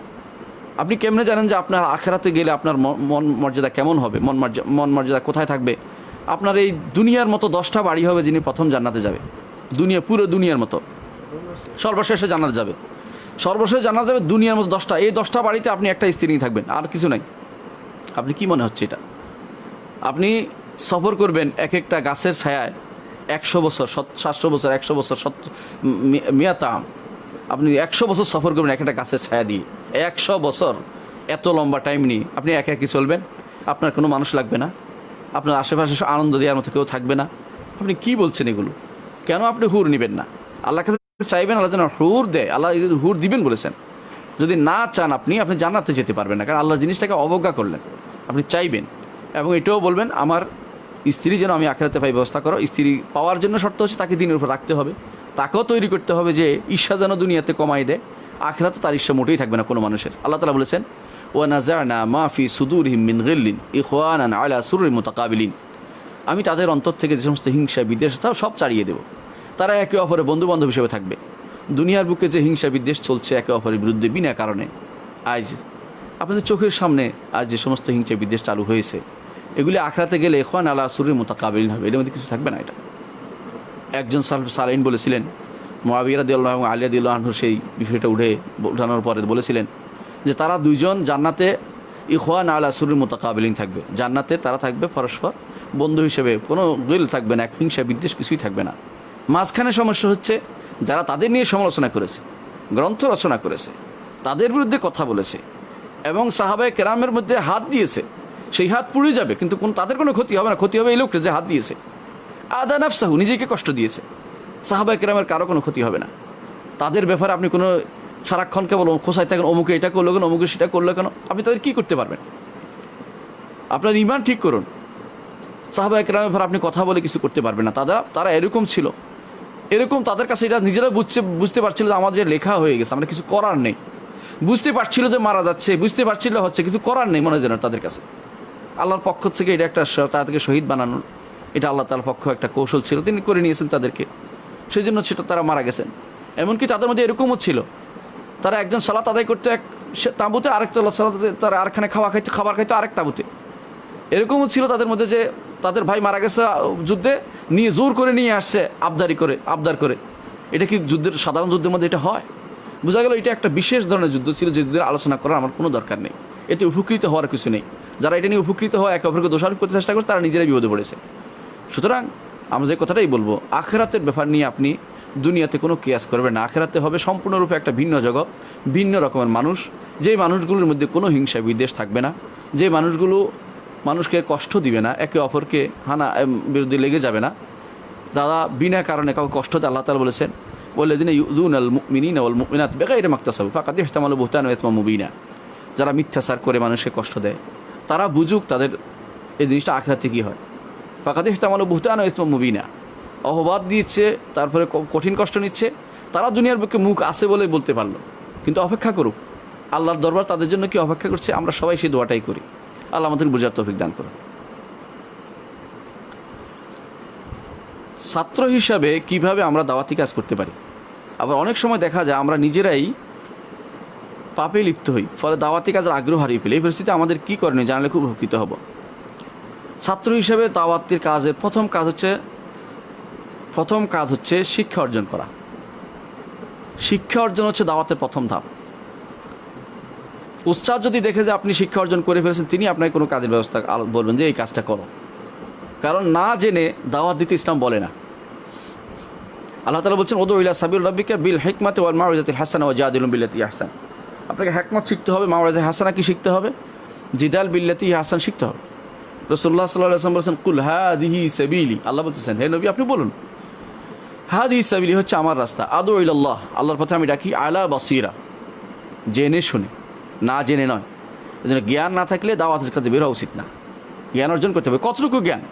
যেটার দাওয়াত দিচ্ছেন এটার জ্ঞান থাকতে হবে। যে জিনিস আপনি দাওয়াত দিচ্ছেন এটার জ্ঞান থাকলে চলবে। আপনি তাওহীদের দাওয়াত বিশ্বাস জানা, তাওহীদের দাওয়াত দেন। সালাত জানেন, সালাতের দাওয়াত দেন। যেটা জানেন না ওইটা নিয়ে কথা বলেন না। ওইটাকে আপনি আরেকজন যে জানে তার উপর রেফার করুন, যে উনি জানে ওনাকে জিজ্ঞাসা করুন। অনেক প্রশ্ন আমরা বলি যেটা জানি না, অন্যকে জিজ্ঞাসা করুন, আমার জ্ঞান নেই, এভাবে বলবেন। তাহলে আমি দাওয়াতের কাজ কিন্তু সহজ। যেটা জানি এটা বলতে পারবো, যেটা আপনি জানছেন। রাসূলুল্লাহ সাল্লাল্লাহু আলাইহি ওয়াসাল্লাম বলেছেন বাল্লিগু আন্নী ওয়ালাউ আয়া, একটি আয়াত হলেও তোমরা প্রচার করো। এর অর্থ হচ্ছে যেটা জানি এটা বলবেন, যে আয়াত আপনি জেনেছেন।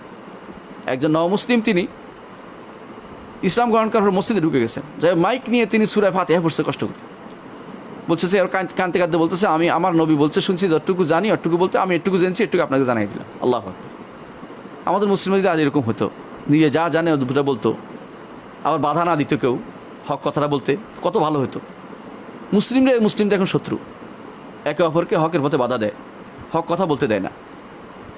হক কথা বলতে কারো গায়ে লাগে, হক কথা শুনবে না কেউ।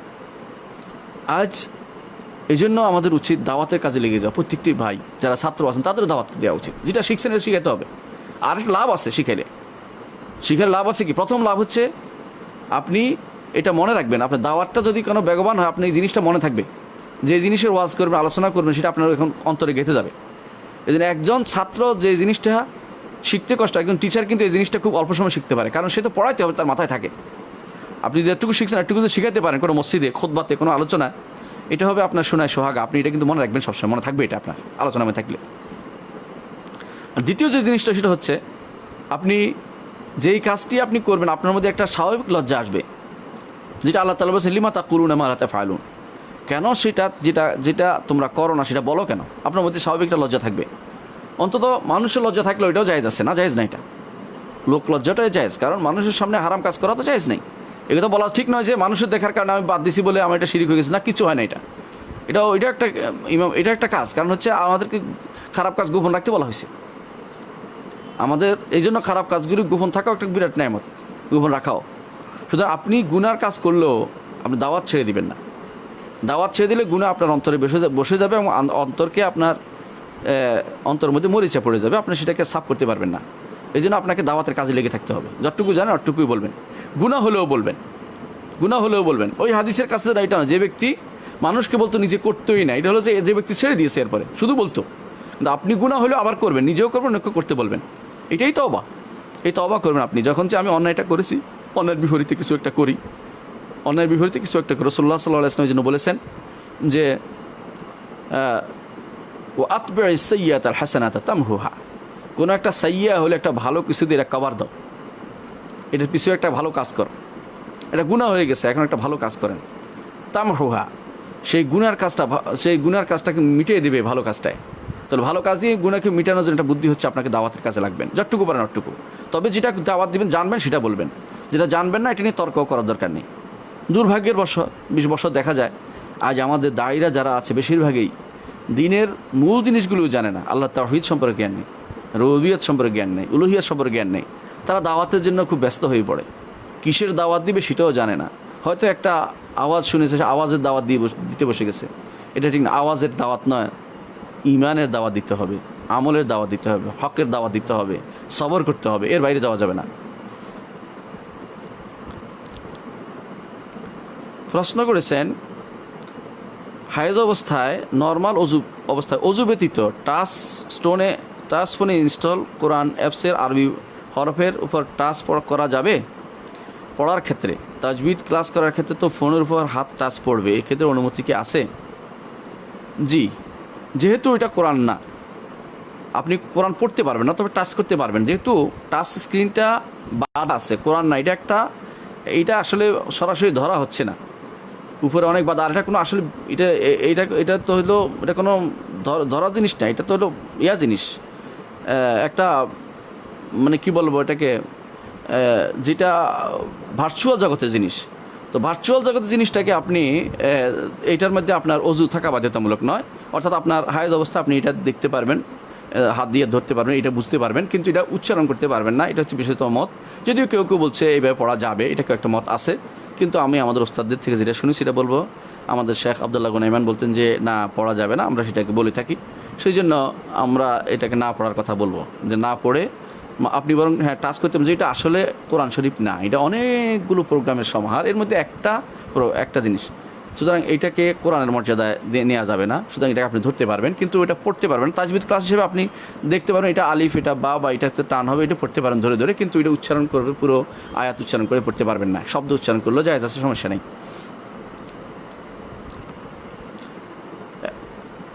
প্রশ্ন উত্তর দিয়ে দিয়েছি। প্রশ্নটা, রুকুর পরে দাঁড়িয়ে হাত বাঁধতে হবে না, ছেড়ে দিবে, কোনটা অধিক সহি তথ্য বহুল উত্তর আশা করি? রুকুর পরে দাঁড়িয়ে হাত বাঁধবে কি ছাড়বে না, দুইটা মত আছে। আমাদের শেখ বিন বাজ রাহিমাহুল্লাহ তিনি বলতেন যে হাত বাঁধবে, এবং এটা অনেকটা পরবর্তী আমাদের ওস্তাদের মধ্যে দেখেছি অনেককে এটা করতে, কিন্তু শেখ আলবানী রহমতুল্লাহ আলাই তিনি বলতেন যে হাত বাঁধবে না।